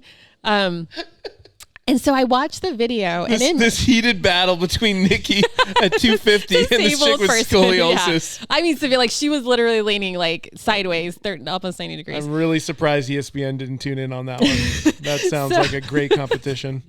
So then I am like, okay, there's the finish line. I'm like, I'm going to sprint, because I know it's being video, because you like can buy the little video or whatever. So I start, sprinting. In my head, I was sprinting. And so I go to watch the freaking video afterwards. And I remember what I was wearing. I was wearing like shorts, and I remember I had a gray navy shirt, or gray t-shirt with navy across it. It's so lame, but anyway. So I'm looking at the video, and you can see like, I'm far back, but I was like, well, that can't be me. Oh, and no. I'm like, but that looks like my shirt. And you see the lady that's walking sideways that's near me. I'm like, oh, I remember her. And like, so again, in my head, I was like full on sprinting. And you see this, I'm like limping. And I'm kind of like I look like I'm about to die. And it's like this shuffle with my, like, I look like a zombie walking. I love this. And I'm like, what the fuck? Like, this is not how it played out in my head. Yeah, so that was my marathon story. Like, did you beat her? Yeah, who won? Who won this battle? Honestly, I think she might. And then there was a kid. There was a kid with a stroller, and I don't know, like this kid was pushing his sister or something, and like he comes next to me and like beats me, and God. I'm just like, gives you a little shoulder bump as he goes by. I'm like, what is happening? Oh my God. That was the last of 250, Nikki? So anticlimactic. Yeah. Yes, it was. And I went through probably all 5 stages of grieving. I mean, it was terrible. It was the worst day of my life. So here's my question when it comes to that. where and how or what or Where'd the when weight go? or just what? What is it? Oh, you're like, where'd the weight go? Like, Well, yeah. Well, how did you? Because I mean, from let's call it 250 to what you are now. Yeah, you're in great shape now. 134. What are you? What are you? 134. 100 pounds plus pounds. Dude, that's I was gnarly. 160 in October. 160 is even not even that bad. I feel like. Yeah, and which I've been hovering between like 155 and 160 for years. You're like now. 5'10"? I remember you and I 5'7". You and I went go shoot bows, and it was just after you got off a plane or something, and you were giving me every fucking excuse where you were so bloated or something like that. I just look. I mean, you're like, oh, it's the airplane. You know, whenever I fly, I get bloated. When it was last year, right? Yeah. I've dropped 30 pounds. Yeah, dude. Then, you no, you look good, but what I'm saying is that like how, and because I know a lot of people. I mean, this is like the number one thing you look up on the internet, right? Is feet, and then how do I lose weight? Feet? I was thrown off there. It's a joke, guys. It's talking about being into feet. You need another beer? Yeah. How do you know to get another drink? I got you. Paul, you want to get on that? Thank you, sir. Beer me. Seltzer, yeah. Seltz me. Stay on Spencer. Not the spicy one, though. I don't want to burn my booty hole. Yeah, Paul's already hit the spicy guy, so good luck with all that. Poop and fire here. But my question is, how do you motivate yourself to lose 130 pounds? Fucking. Well, I mean, initially was watching that video was like, oh hell no. Was it the scoliosis and the kid in the stroller? That it was just everything. Like I didn't look like that in my head. I just obviously couldn't move very well, and like it was just a real big because so everyone's like, oh, let me see the pictures. The reason why I keep posting the same picture is because I didn't let anyone take pictures of me during that time. So like I never really looked at myself, and to see that video, and it was just like, that's just not how it went in my head. Yeah. I mean, I feel like you're not alone. I mean, there's times where I'm like, man, I feel like I'm looking pretty good, and then I take a photo with somebody. I'm like, God damn it! Well, and that's like it's my mirror lying to me, because I swear to God, I'll look in my mirror and be like, okay, it's not bad, and then a photo will pop up, and I'm like, what the?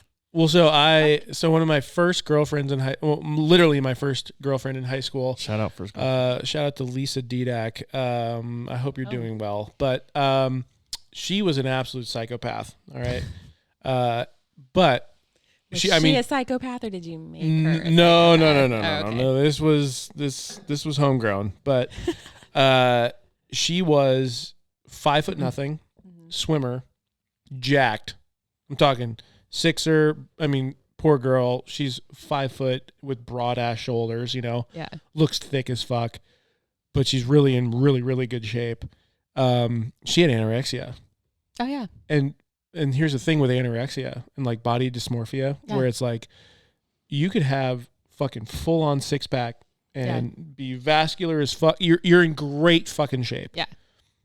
And you could look at yourself in the mirror and you see a fucking marshmallow. Oh, I have it really bad. I admit that. Really? Oh yeah. I mean, I have it too. To this day, so I lost 30 pounds almost since October, and I still won't believe it. I have 2 scales that I am not even shitting you. I get up and I'm like, no, that's no way that's right. And I'll go down on the other scale, and then I'll get back. I'm like, no, that's wrong too. So I'll get back and I'll be like, okay, it'll probably change. It's the same, like it's literally the same number, and I like go back and forth maybe 4 times in the morning. Wow. I know it's pretty bad. And I'll, the only way I'm like, oh yeah, this is real is when I like put on clothes and I'm like, shit that was tight like falls off me. And then I'm like, did somebody come in here and make my clothes bigger? My God. It's just, no, but I have it back. So, and I'll tell you why and where it started. Do it. Is I dabbled in modeling when I was younger. And that is an evil fucking world because, and anything associated with that. So like dancing and gymnastics, like all of those type of things, they are so fucking hard on girls. I don't know how they are with guys, but like with girls. So the way it worked was you would stand at, so your modeling agency would call you, like, we have a client, they're interested in you. You go over there and you stand up in front of them, usually in like nothing more than really like a bra and underwear, maybe a bikini, whatever. And there's like a panel of people and they just stare at you like you're not in the room and they just pick you apart. Yeah. Like, I was at that time around the same height and probably around 98, 99 pounds. Oh. And they would be like, oh, she's got like, she needs to lose a little on her thighs, and like, oh, she's got a little belly fat. Like, I mean, literally there's nothing, you know, and they just like, they want a clothes hanger. And that's why, you know, back in the day, like our time with the supermodels were so freaking thin. That's what they wanted. And so like with that just never really left me. And to this day, like what they were pointing out, I'll still look at like those areas and be like, it's so crazy. Oh, they're right. And I do have fat thighs. Two things. One, that is just a testimony to how you can easily fuck up a kid for the rest of their life. Yeah. Of saying some dumb shit like that. Yep. Also, episode 49, we had Loretta Williams on, and she's got a fucking really, really good story. We met her at that it was the Thrash and Raid thing we went to in Paula. We met her. The girl, little white girl with like beautiful, crazy hair. Yes. She's Hispanic, but you would never know. She's pale as everything, but like just this crazy, beautiful, curly hair, dancer, everything. Yes. So she came on the pod, episode 49. Yeah. If you haven't listened to it, go check it out. But exactly what you're talking about. Yeah. Exactly what you're talking about. She's in amazing shape. Yeah. Thin as a rail. Yeah. And she said she would do like an audition or like she went to, what was it? Julie something or something? No, it wasn't Julian. No, it Juilliard. It wasn't that, right? No, it was like a school of dance of New York or something New like York, that. something like that. Yeah. Anyway. Nutcracker, though, wasn't it? Juilliard is the like. She was in Cats. Cat. Shout out. But anyway, so she was doing like some kind of an audition, and she said literally like they would walk around her and like pinch that. Yes. Measure this. Yes. And you're like, are you fucking kidding me? She's like 115 pounds. Yeah. Like, what are you talking about? You know who did a great video? I don't know. You probably saw it. It was the Under Armour video, and what was her fucking name?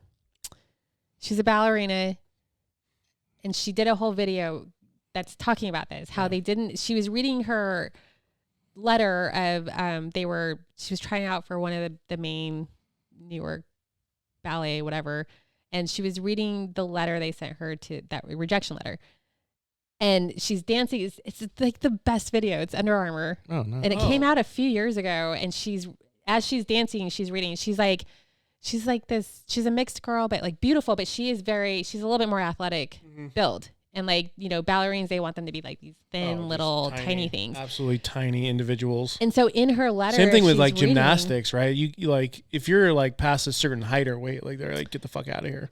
Yeah, I mean, you definitely need to be shorter, stockier. Yeah, it's, you know, but they still want you to like look a certain way. It's just, it's like unrealistic. That documentary, Cheer, that came out last year, that was like a huge eye opener. I watched that and I was like, God damn, dude. Yeah. Dude, those girls get thrown through the fucking ringer, dude. Yeah. It's crazy. Spencer watching Cheer. Yeah. You got a problem with that, Paul? No, man. Is there a problem here? I'm just stating it again. Make sure everyone hears it. I'm just making sure that everyone heard that Spencer was listening to or watching a Cheers documentary. Nice.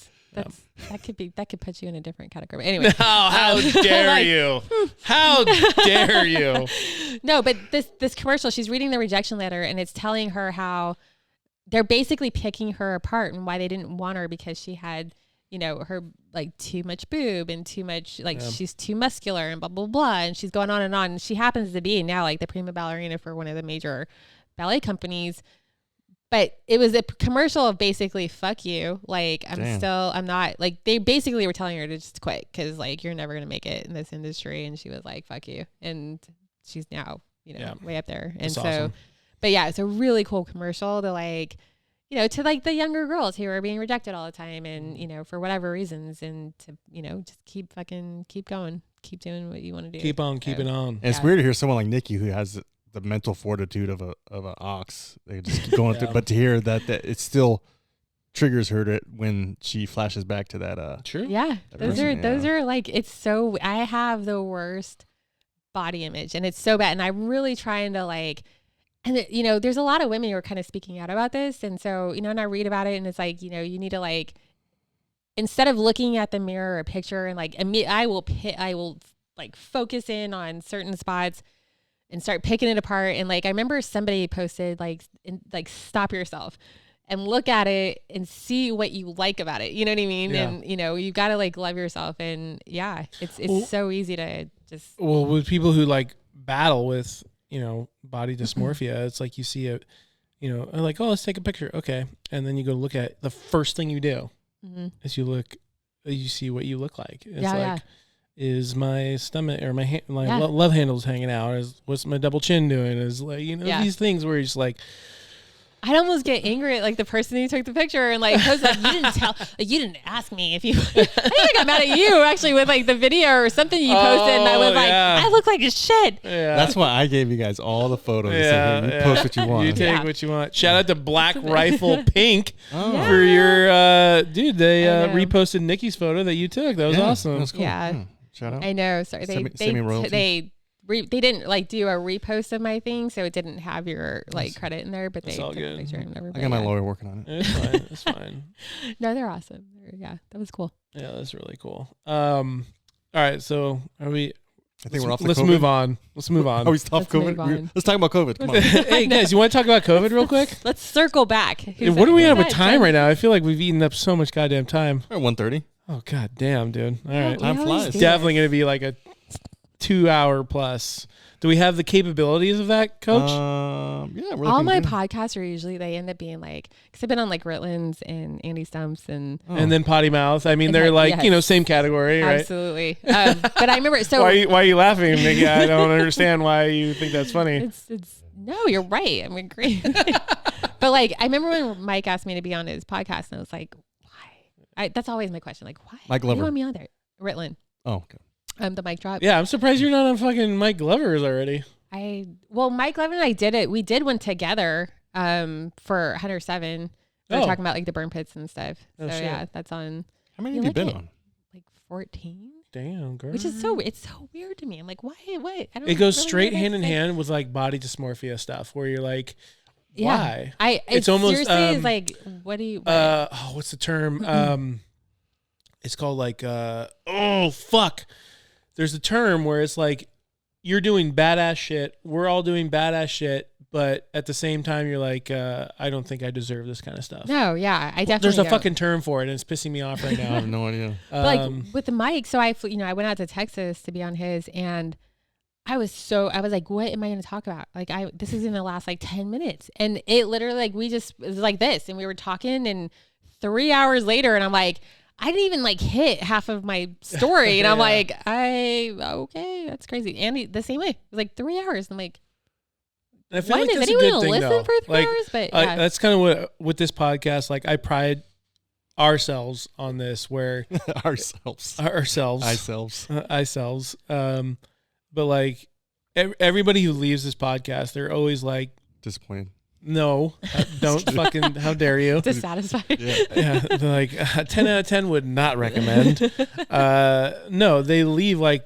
I remember the first time you're like, wow, like that was like so different and fun from like all the other podcasts that I do, because it's just a different vibe. It's a different format. It's just like before you know it, you're 2.5 hours in, you've been bullshitting, having good laughs, drinking, whatever. It's a good time. And I pride ourselves on that. So it's more conversational. Yes. Where like, so versus like hard interviews, right? You know, where it's like, Nikki, what would you do in this situation? Like, tell me more about these, like blah, blah, blah. And like, don't get me wrong. Like, I love like having you in here because you are a wealth of knowledge, but at the same time, it's like you've been on 14 different podcasts.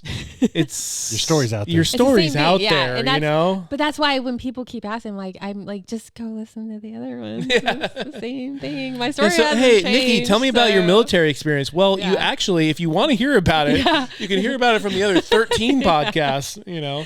It's like, I'm just repeating myself. But it's something that I do want people to hear, and I want people to know that like where you're coming from. Yeah. But I think it's so much more valuable to hear like all the other stories. And my thing too now is I retired in 2019, and I am just not one of those people where my military career is what, like that's me. That's what I identify with. I've moved on from that. And so I don't like, if you look at my posts, there aren't many military posts because that's not who I am anymore. And things have changed. So I can't really speak when people like ask me about the military today or whatever. I'm like, I don't know. Like even though we're going on 3 years, but a lot has changed, and there's a lot that are different. So I don't want to speak on something that I just don't know anymore. So, and it's not. I get it. It's not me. Like it was a part of my life. It was a great part. I've gained a lot of experience, but I'm moving on. There's more to me than that. So, yeah. Well, this podcast is very graced and humbled that you're here. Twice. # blessed up, fam. All right. We're going to move on to some of our normal shenanigans stuff. COVID. So let's talk about COVID, guys. Have you heard about it? All right. So here's something that happened that is super fucking weird that I have to talk about. Megan Fox, Machine Gun Kelly, a.k.a. MGK, have finally got engaged.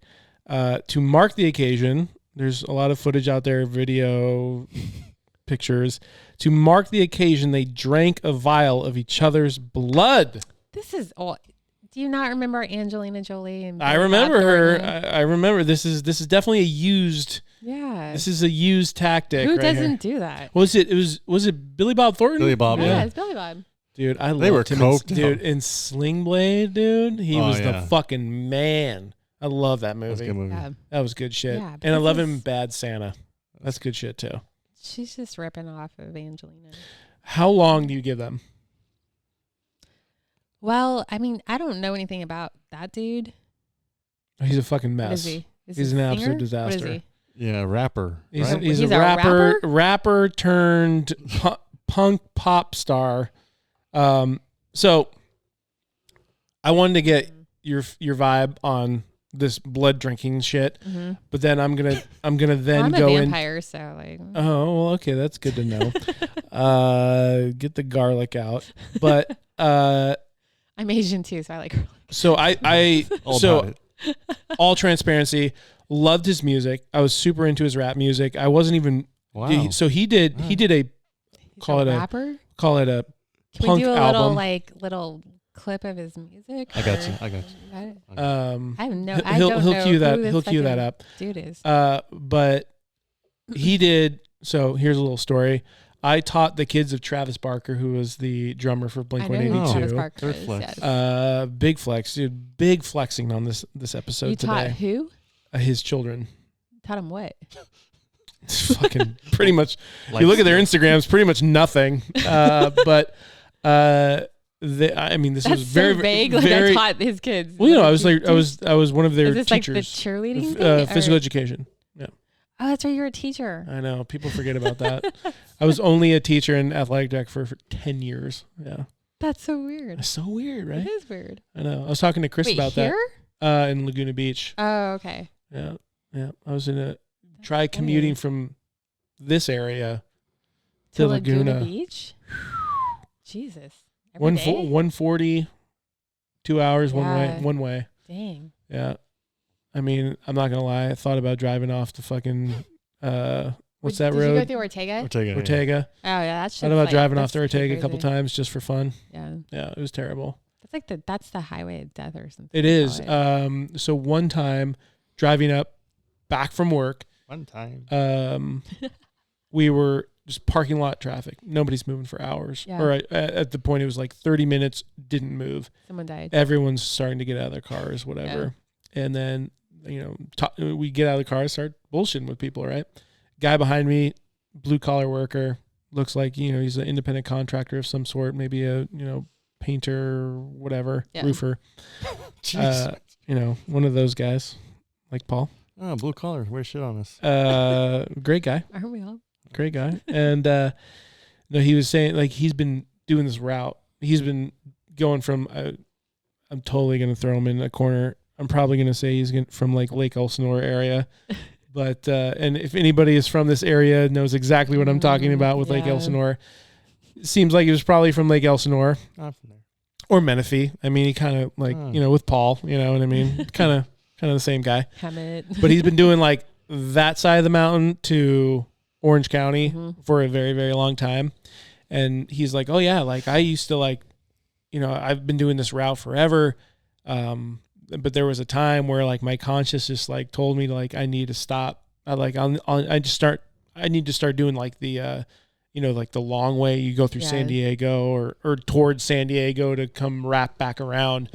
It was the 76 or something like that. That's a really long. And he's like, yeah, like my consciousness told me that I need to start taking that way because like the odds start to not get in your favor if you're taking Ortega constantly. Yeah. And he was right because when we were in that parking lot traffic, 2 motorcyclists one was coming down, one was going up, splitting lanes around a corner like fucking dumbasses.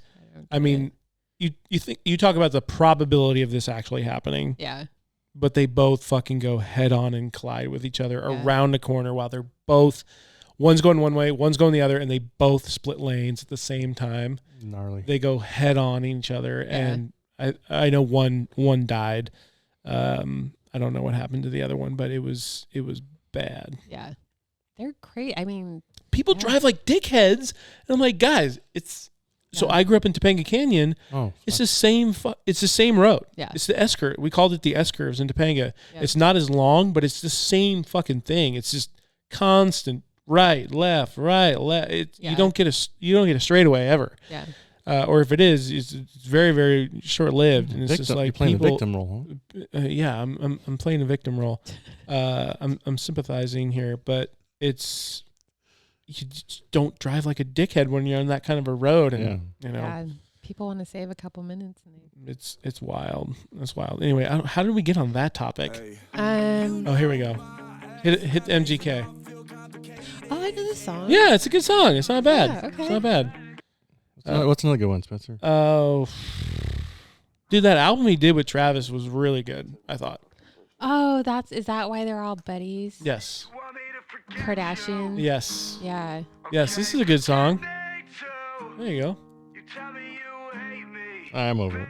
That's not bad. Yeah, it's not bad. That's not what I was like. You said rapper. I was expecting. Well, he got away from he it. turned. Oh. He turned punk pop, whatever you want to call it. Oh, okay. But anyway, so I was into that music, and then I found this video. Okay, we're gonna watch this. Oh shit, wrong video. What about Pete? What about Pete and Kim? Who and who? Pete Davidson and Kim. Oh yeah, that's super random. Check out this video. What? Yeah. Who's that? Is that him? This is him. That's who? He looks like that's MGK. Spencer with long hair. How dare you? Straight hair. Okay. Okay. Hold on. I'm pausing. That's okay. We're gonna start this over. Okay. I wonder if are they hearing these videos? No, they can't. You don't think so? No, it's terrible. Fuck. Can they see him? No, we're not that technical. I don't. I mean, I probably need something else to do too. So. Okay, so I'll explain the video and then we're gonna watch it. So basically, this is why I do not like MGK anymore, is because this video surfaced not that long ago, where he, and this is not the first occasion, where he mentions Kylie Jenner. Okay, and he's like, "Oh man, like don't let me move to LA. Like I want to smash that shit." He's 23 when he says that. She's 17 years old when he says this, and the guy's like, "Oh, you're gonna like." He's like, "Don't let me move to LA." And the guy and the interviewer goes like, "Oh, like you count down the days till, you count down to the days." And he goes, "Till what?" And the guy says, "Till she's 18." He's like, "Nah, man, like I'm going now. Like why wait?" And everyone's like, "Well, it's pervy either way. I think exactly. It's kind of like all the pervs with Mary Kate and Ashley Olsen when they were like doing their whole 18th birthday countdown. I'm like, are you not, like this? One, they already look like they're 12. Here you go.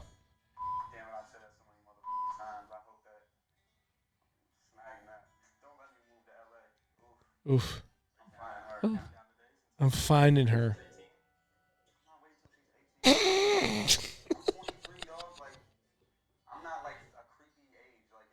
Dog, it's still against the law. He doesn't get it. Yeah, he doesn't. Yeah.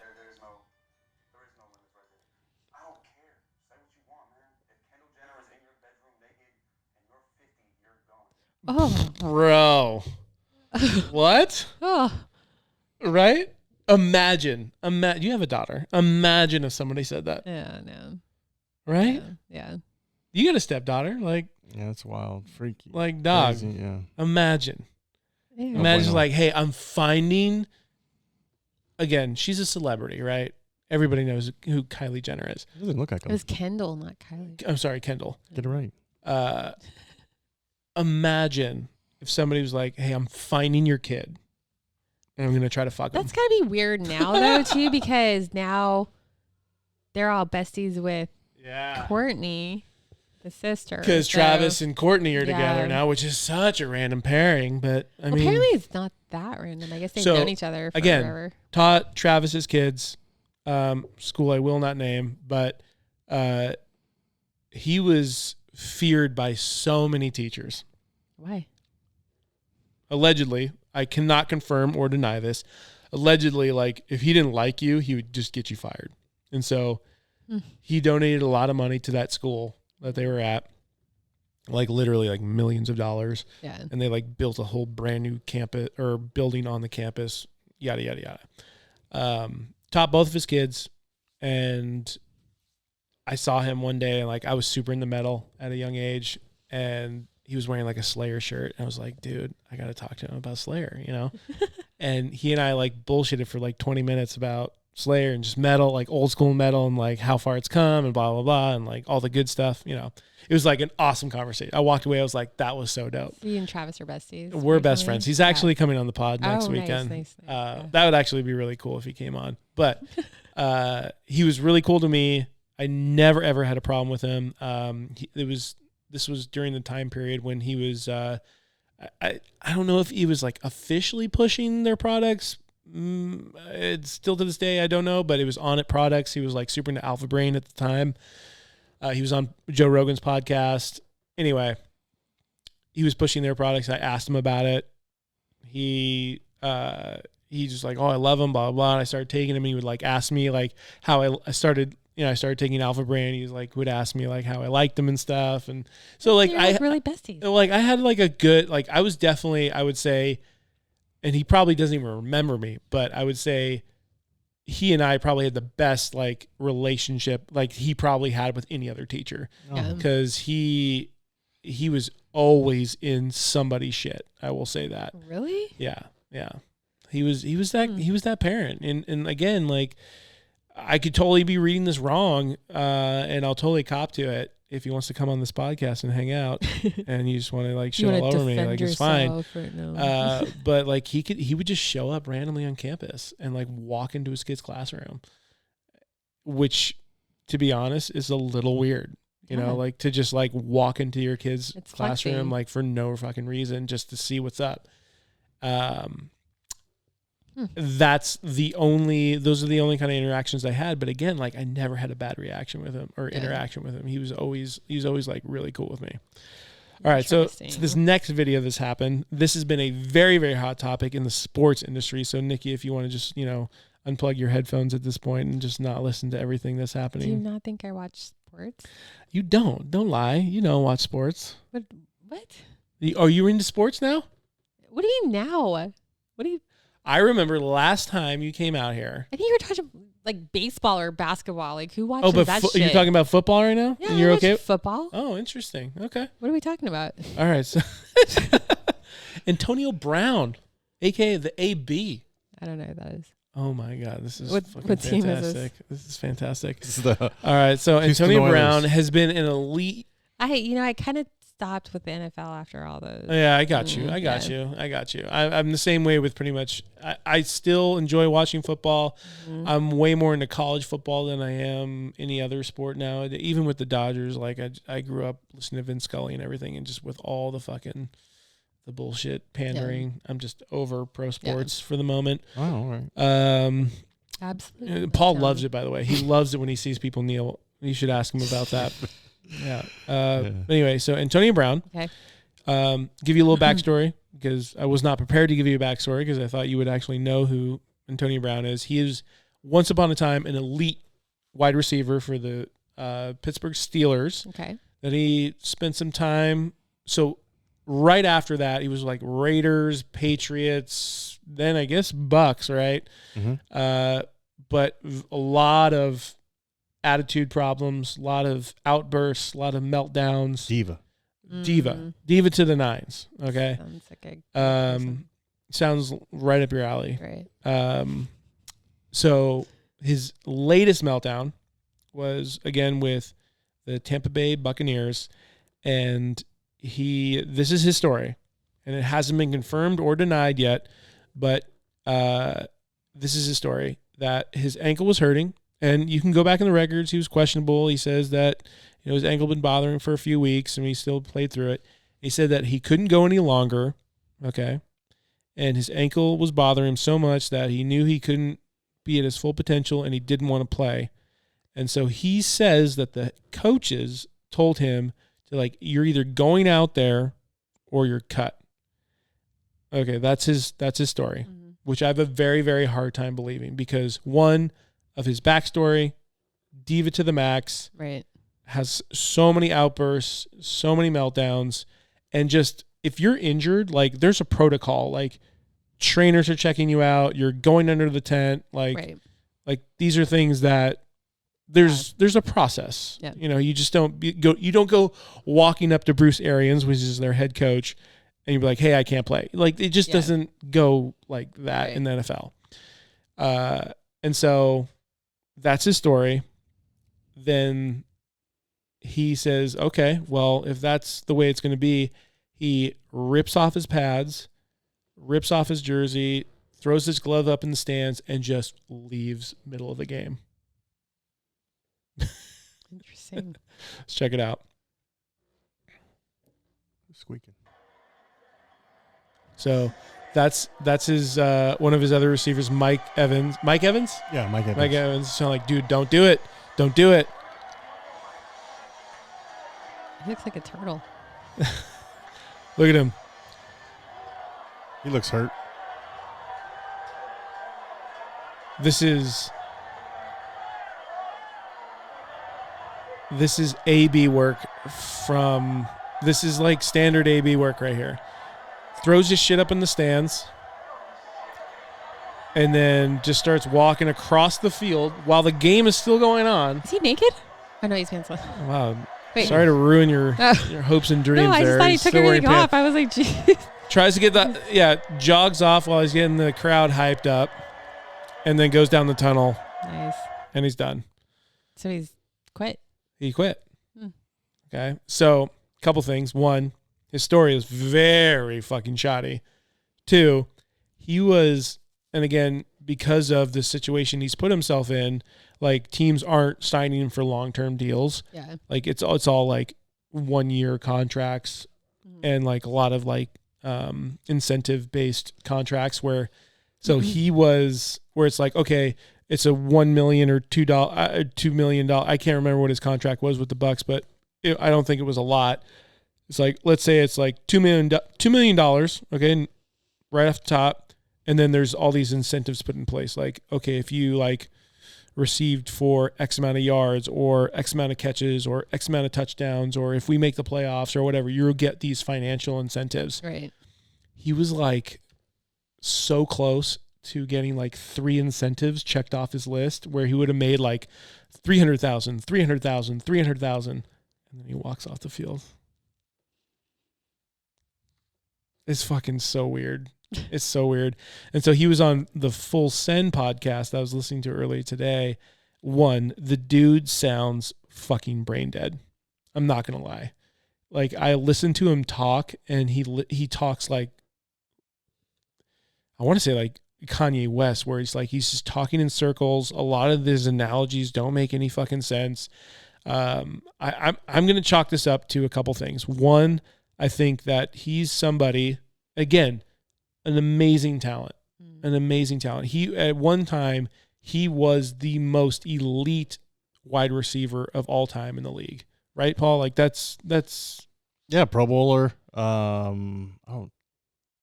think they won a Super Bowl with him, but yeah, he was top king. He was the guy. King of Hill, yeah. For sure. He was the guy. Hit in the head too many times. So there's this play. I don't have it queued up, and I don't even remember the guy who hit him, but they talked about it on the podcast today where a play happened very at the tail end of his career in Pittsburgh, where he's cut across the field for and again, for somebody who doesn't maybe does know football or doesn't know football. Like it's the play where you have to like cut across the field where you're like, you're so fucking vulnerable. Yeah. And he got this play where it's like, okay, a 5-yard in or whatever it is. And he got his shit cleaned up. And people are saying he was never the same after that one hit. And I truly feel like there's got to be some merit to that because it's like a TBI, right? And see with veterans all the time. So, and they're just not the same person. Yeah. They're not the same person. You hear them talk, you hear their personalities, you see this explosive behavior. Yep.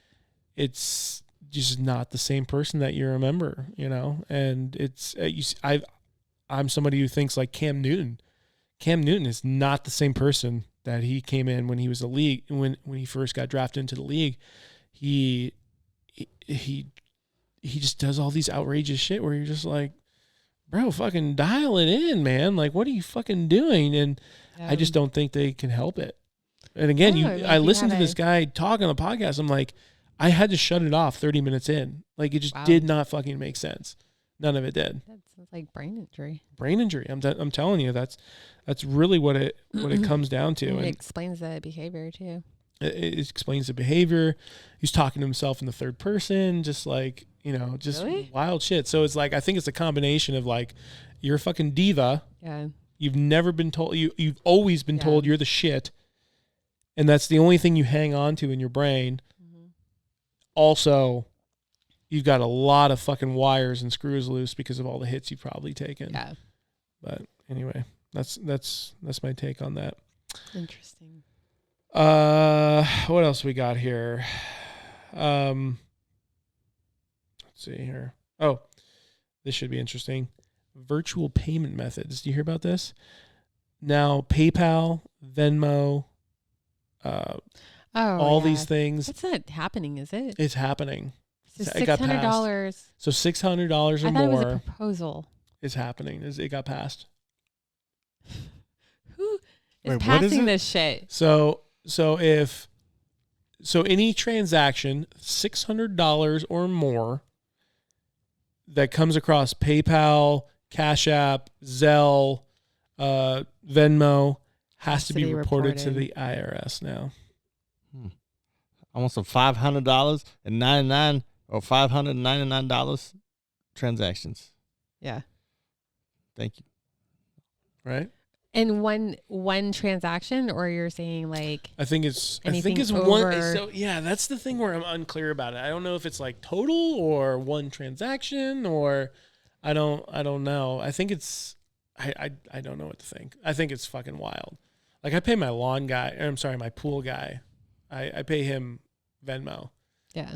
And he does that specifically because he doesn't want to be able. He doesn't want to. Yeah. All right, don't throw. I mean, again, it's coming after. I didn't give him the company name or anything. Fuck. Poor feller.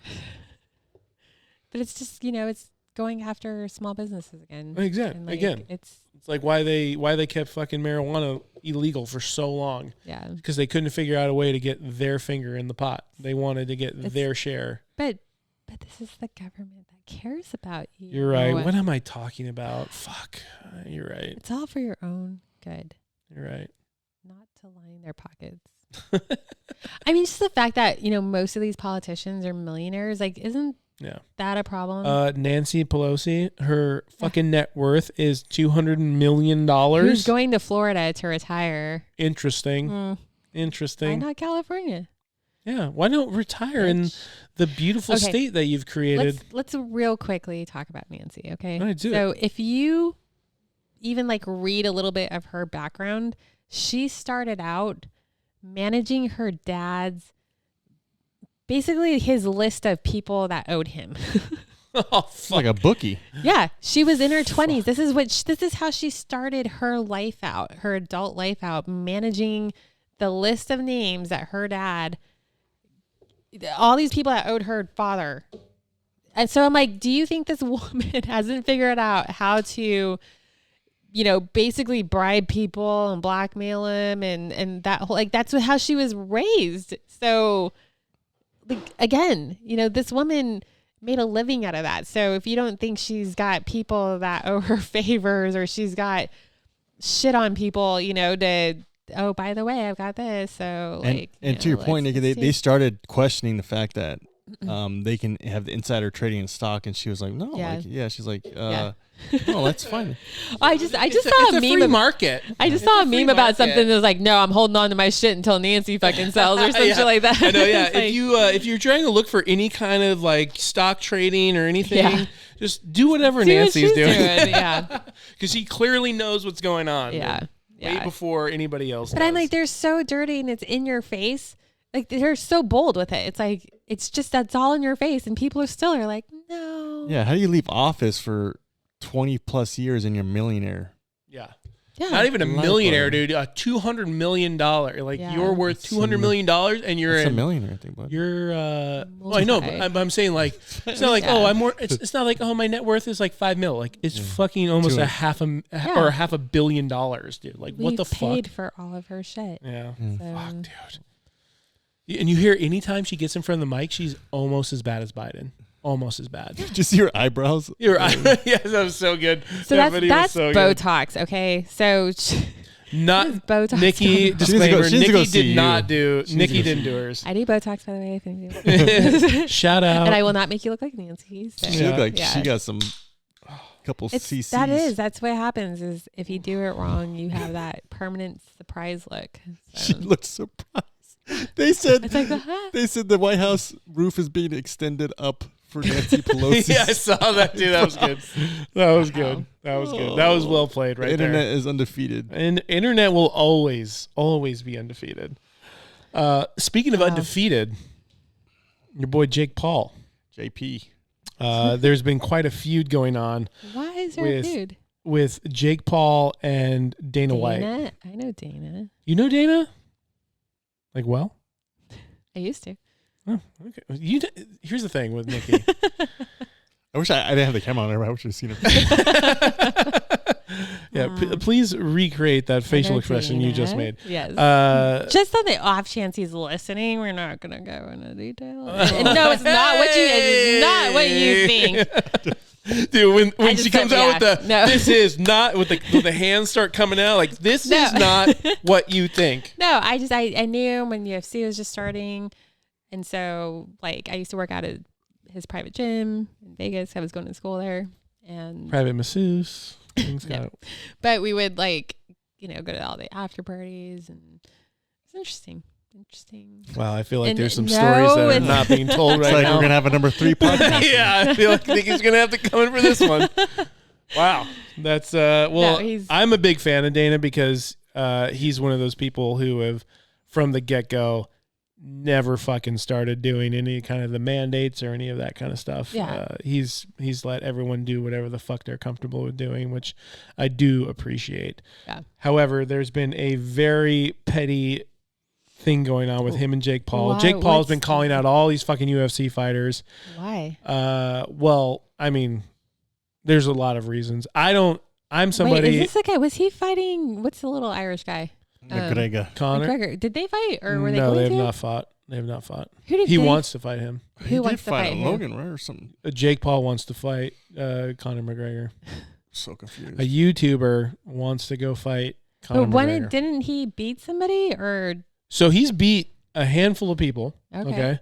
However, every time we talked about this a few podcasts ago. Again, Nikki, I appreciate you for tuning into all of our other podcasts. Proud supporter. But so every fight that he's done, yes, there has been always. Again, we talked about this. There's always been a fucking red flag. Like there's always been. It's never been like, you know what, tip of the cap. You fucking beat the guy. But there's always been something that. What do you mean? Whether it's him. So his last fight. Let's talk about his last fight for a second. His last fight with was it Tyron Woodley, who was a UFC at one point in time was a UFC champion. Mm-hmm. I can't remember what weight class, but it doesn't matter. He was a belt holder in UFC. This last fight, it's all boxing, right? It's not actual mixed martial arts, but it's all boxing. Okay. They're fighting. So you watch this video and he makes like this very unnatural movement with his glove, and it's almost like a signal. Huh. And Okay. moments after this, he throws a fucking haymaker that you can see coming from a mile away, and Woodley just drops his glove and lets him just fucking cold cock him, and he goes fucking face down to the mat. Again, red flag to me. Mm-hmm. Where I'm just like, there was no setup. There wasn't like a jab body, boom. It was just, he flicked his glove twice and then just threw this haymaker, and a guy who was a fucking former UFC champion he's here and goes like this, drops his glove. That's what I'm saying. You don't have the clip? We played the clip last time. Sorry, you should have been there for it. Resident guest. Maybe we should just have Nikki just come in for every podcast. Update us on COVID. But anyway, so yeah, she can give us the protocols. Anyway, there's this ongoing feud between him and Dana where he's like, oh, I fucked this guy up of yours. I fucked this guy up of yours. Meanwhile, the guys he's fucked up, first one was a basketball player, right? Nate Robinson. The second one was a guy who was in UFC like literally like 5 years ago, who had just big old belly hanging over his belt, like hadn't been fighting at all. Why are you belly shaming? And then this guy. Just breeze over. So again, every single one's been a fucking red flag. And now he's calling off Masvidal. He's calling out fucking McGregor. He's calling out all these guys. McGregor doesn't want to fight him. Well, here's the thing. He called out Masvidal. Masvidal and McGregor, and this is the thing with Jake Paul that I found out, he's not selling pay-per-views. People are not buying his pay-per-views for these fights, which is saying people are not buying into the bullshit. He's calling out those guys because Masvidal and Conor McGregor, he called out Nate Diaz as well. Those guys all are like pay-per-view fucking champions. Right. Like if you want to look back and look at like, you know, in the history of who's buying pay-per-views, it's those guys. Yeah. So there's like a little strategy of his, you know, those guys, and it's mixed martial arts. They're killing, like they're going to kill him. You know what I mean? But there's this, again, these red flags were like, everybody who fought Jake Paul made more money in that fight that they fought with Jake Paul than they ever did in their careers. Like Tyron Woodley had never made more money in all of his fights, including being a former belt holder in the UFC, had never made more money in his entire career as a belt holder in the UFC than he did in that one fucking fight with Jake Paul. But I think like people like McGregor, who's, you know, well known and probably makes a lot of money, is not gonna lose purposefully for money. You know what I mean? I would say you're probably right, but at the same time,